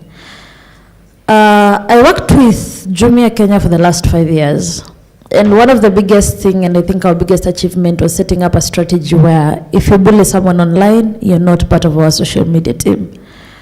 If we see you trolling women, we are not including you in our social media team. Whether you've been there with us since the beginning, we're going to just pull you out and move on. That for me, so one of the sides that I appreciated in the business market, because for the longest time, corporates always say, but publicity is publicity, whether bad or good. You can always ride on it and change a narrative. But one thing that came out clear is when a marketing agent at Jumia was really trolled for her body, for everything. It was chaos. And then I called her and I told her, see why I said we need to get rid of these people. This is why. So we have to acknowledge that with as much as we are bringing, we can never take away business from Robert Alai, Nyakundi. We can never take away businesses from them because it is what it is. What will happen is companies say publicity is publicity, whether we like it or not. So it's up to us to have strategies that are able to counter this and are able to sustainably send a message out there, sustainably communicate a certain language that people can, a day at a time, start adapting to. Because change of mindset can never happen overnight. It's a lot of work that we need to put in, and we all have to say, you know what, I know Nerima, I know Bina, I know Wilkista, I know Irene, and this is what they are doing. How do I tap into that? And how do I make sure that this message goes out there? How do we even, in our normal day-to-day, sort of have this message as part of it? How do we, if I'm doing my own cartoons and my own puppets, I'm able to have this message as part of what I'm doing because this is the message that I want out there. Because how internet has proven to work is out of sight, out of mind. So as long as people see it, it will have a certain impact. If it's not there, if you're not talking about it, we'll still come here and eat Nerima's money and continue with life.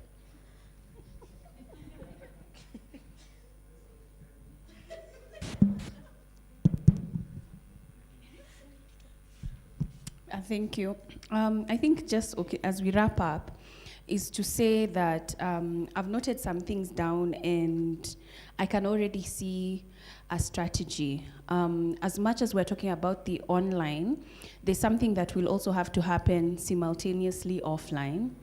And there's a campaign that I'm going to speak with Chep and Ruth about supporting KANU, but there are also political parties where we're going to now take the legal things or the legal aspect, especially as they are pushing for more women's representation, but protection against violence within those parties. But also what I'm hearing is, as we continue to document these cases, is to identify people who understand our necessary vision. And that would also mean targeting specific media personalities to highlight some of these situations. This should be a conversation in mainstream media. The fact that even for you to engage in a political party, right now parties are looking to build their parties. So we should be pushing for parties that push for equality and safety and highlighting those that don't, because they want to be viewed in good light, especially seeing that we're entering 2022. So the time is great, I think, for this conversation. And now it's up to us to speak with the lawyers and ombudsman and see the next steps to take. So there'll be two things happening at the same time. What I'm gonna say is, if you're interested in joining the campaign, to just register at the desk with Grace or Judy.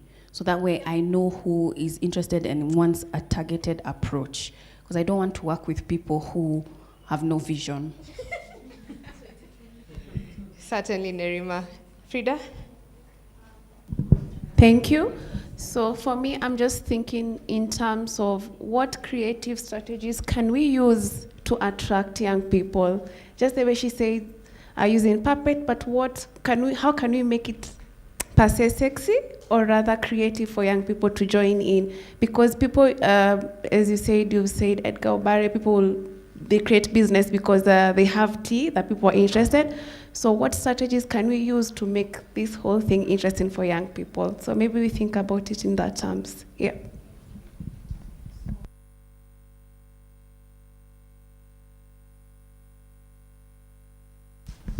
No, I just wanted to say, clearly Shiko said WhatsApp is a no, but I was just thinking about, because some of the stakeholders have been mentioned here, so even perhaps just having quarterly meetings to track what is happening, where are we at, especially in light of the election. And when I say the different stakeholders, it's everybody. There's the business community. We spoke about the police force. yeah, elections in universities are currently taking place, right? From October all through to March, we're having elections in universities. And some women didn't even want to vie because of online violence. They were like, people are gonna pull out images from my first year, from my second year, and they're gonna put them online. So I think to build that muscle from young women from there, I'm happy to invite some of them into this particular space to share their stories.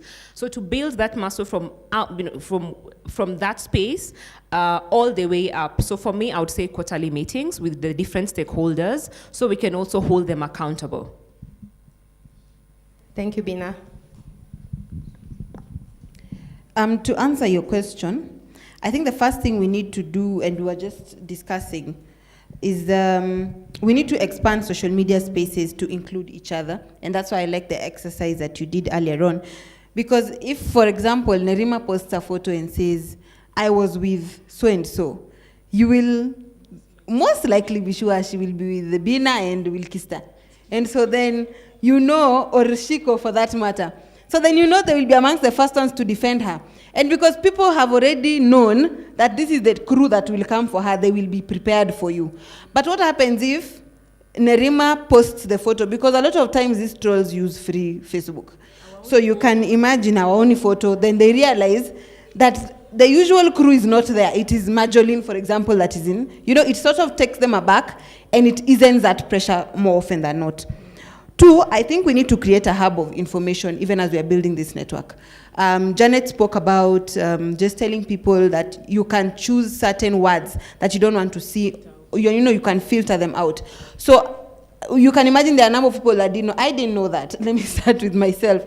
So if within the network we can create maybe a hub of information just so that we can be able to share these materials out and people can know this is what is possible. The third thing is we can have, I don't know how many people have taken online personality tests. So if we could have something similar that just tells you how do you handle certain trolls with your personality. So if you're an avoider, if you're a confronter, how do you, you know, such things. And lastly, Shiko, just to differ with you a little bit, we've seen companies that actually say, I am not giving my business to so-and-so because we disagree on principle.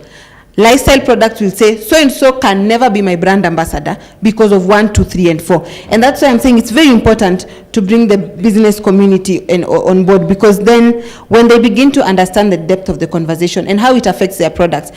I will give an example of myself. I have not used products of Huda, the cosmetic products, ever in my life for one simple reason. In 2017, when people were going through electoral violence, she said something that to me seemed like she was encouraging it. That alone was enough for me to say I am not using that product ever. Afadhali ning'are na remisi yangu.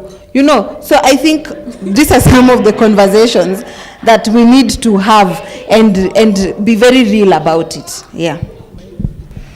Thank you, Ruth. Boycotting unajua ni tabia ya chama fulani. Sijui kama umepotea ama. So I want to remind us just to highlight what Nerima has said. If you are interested in supporting the campaign, you can register at the desk.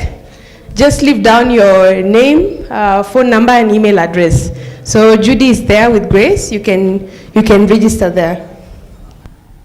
Right. On the way forward, I wanted to suggest two things. One, let us create a critical mass around this campaign.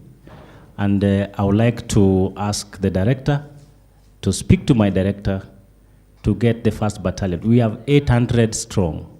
So that is enough people to help you go into war, if I would use such a description to it. So AMWIC has enough members to be able to join the campaign, and both online, offline, in the media, in print and audio, we are all there. So that is the first suggestion that I'm proposing. The next suggestion is let us use our friendship with a number of people who are here to develop alternative messages. Let me say counter-narrative, a counter-narrative that we can place out there on the social spaces so that people have something to talk about which is positive rather than the other. Counter-narratives are always good. They might not attract traffic at the beginning, but with the time, they become palatable and people are able to go ahead with them. Thank you. We have the last remark from Leon, and then we wrap up the conversation. Okay, thank you so much. Before I comment, Bina, another strategy could be you keep sending people flowers. I saw you sending people flowers on Twitter.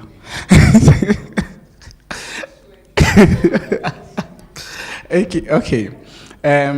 One important thing I think we've forgotten to talk about, especially as men, someone asked why don't we react online when some things happen. It's for this simple reason. For some people, these issues on gender have become some sort of competition for men and women to outdo each other. So if you look at social spaces, they are split in camps. Yeah? And for this reason, we have some women whose cases have appeared in court and it has come out that they accused someone falsely. I'll give this public example. There's this case of Smita. I remember writing about it because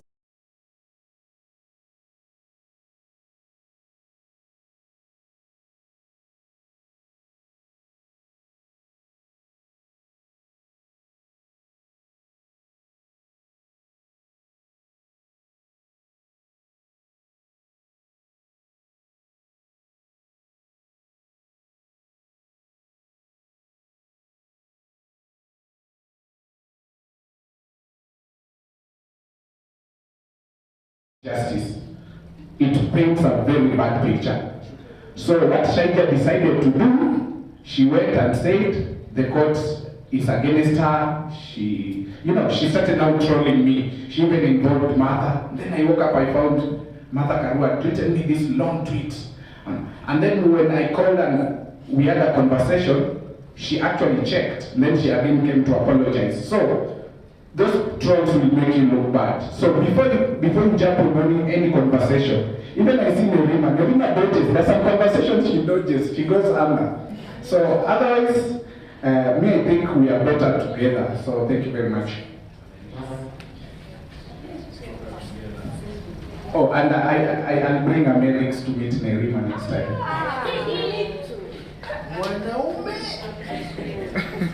I think everyone has a problem with the lyrics in this room. I really want us to wrap up the conversation. We are grossly late. It's reflecting badly on me as the moderator of the event. Rick, can you give your remarks and then you just wrap up because. Yeah. As we are thinking of creating a network of stakeholders and partners, I think there's a very important message that I want to pass across to everybody, even as we reimagine what safe spaces online looks like for everybody else, and of course for this conversation, women first. We are a country that is really pegged on impunity as a way of life. And this is a systemic issue. It's not just an idea, it's a systemic issue. And it's a systemic issue because from as far back as when we were children, the adults around us would make mistakes, even wrong us as children, and they would go scot-free. But because of power dynamics, it would mean that you as a child, if you made a mistake, you had to be punished for it. But somebody who's above you by power would have to go scot-free without even apologizing. And that went all through to what government is like with their citizens, right? And we are facing the same issues with like digital spaces as well. So I'm just getting this out there for everybody who's gonna be involved in creating this network, that we develop another system of thought just with the awareness that many of us are very subconscious or unconscious about how these systems of oppression operate. And because it's a way of life for many people, right? It's like If I see something, and because it is normal to me to just bully people, I'm just gonna go ahead and do it without thinking twice about it, like what Shiko was saying. Somebody goes later and comes to you and tells you, I'm actually looking for a job, but they were trailing you 3 weeks ago. You get? Because it's really unconscious, right? And so how do we enable, for example, I'm finishing. I have a 19-year-old sister now. She has a smartphone, she has access to internet, she's every day on Instagram and everything. I've had to sit her down and talk to her about her own safety and how to navigate that space. But she's lucky Rick's Poet is her big brother. So many other girls don't have that, you know? She witnesses how, you know, I'm trolled every day by all kinds of people, and we have conversations about that. But to many other younger men as well, the guys from high school, boys who don't know how to navigate that system, how can we create programs, Nerima, to also enlighten them, you know, about these things? Because for me, I'm really passionate about those younger voices before they get hardened up. Sawa sawa. Thank you very much, Rick's Poet, for your valuable input. I am sorry if I've left out some views, but in the interest of time, we really have to wrap up. There are several commitments to this day besides this particular breakfast meeting. So I think the conclusion is that the safe space is very necessary. And I love how we've given context to the discussion and broken down some of the very, very important elements in creating the safe space. We are cognizant of the fact that we will have to include other partners or organizations that are not in this room. And for some of us here who would like to collaborate on the same, as Nerima had mentioned, kindly register at the desk with Judy and Grace. And at this juncture, I'd like to hand over the program back to Siasa Place. So, Miriam, kindly come forward and give our final remarks. Thank you very much for your attentiveness and for the valuable discussion we've had. Asanteni. Thank you, Wilkesta. So, wow, what an interesting conversation we've had today. Mine would just be concluding remarks and just a very big thank you to each and every one of you for honoring our invitation. The conversation on safe spaces is so important to us. And also, if you're in this room, we value your input. You are in this space and you have a voice out there. So we really want you to get on board on the Safe Spaces campaign. So as we mentioned earlier, please leave us your contacts and we'll get back to you. So we want you to be able to speak up and stand against online harassment. And in the room, I've just been hearing a lot about how we should have a network, ally together, have a coalition. So if you are interested in being part of this network, also let us know. We're always here. So for mine would be upcoming, we have a project for safe spaces, and we basically wanted young women women to be able to speak up and just share their stories. There's strength in sharing what you've been through to be able to give other people the courage to, you know, peruse in their online space. So Shiko, I see you out there. But I will reach out to, if you are interested in sharing your story, do get back to me. But mine would be just a really, really big thank you for showing up and being part of this dialogue on creating safe online spaces for women. So mine would be Asante Sana there. Also, a big thank you to the SP team who have been in the background. There's Grace, there's Judy, there's also Nerima. We have also the rapporteur for today, Cherop, thank you. Omoko, the photographer, and also the streaming team, thank you so much. And also Concord. But otherwise, mine would be thank you.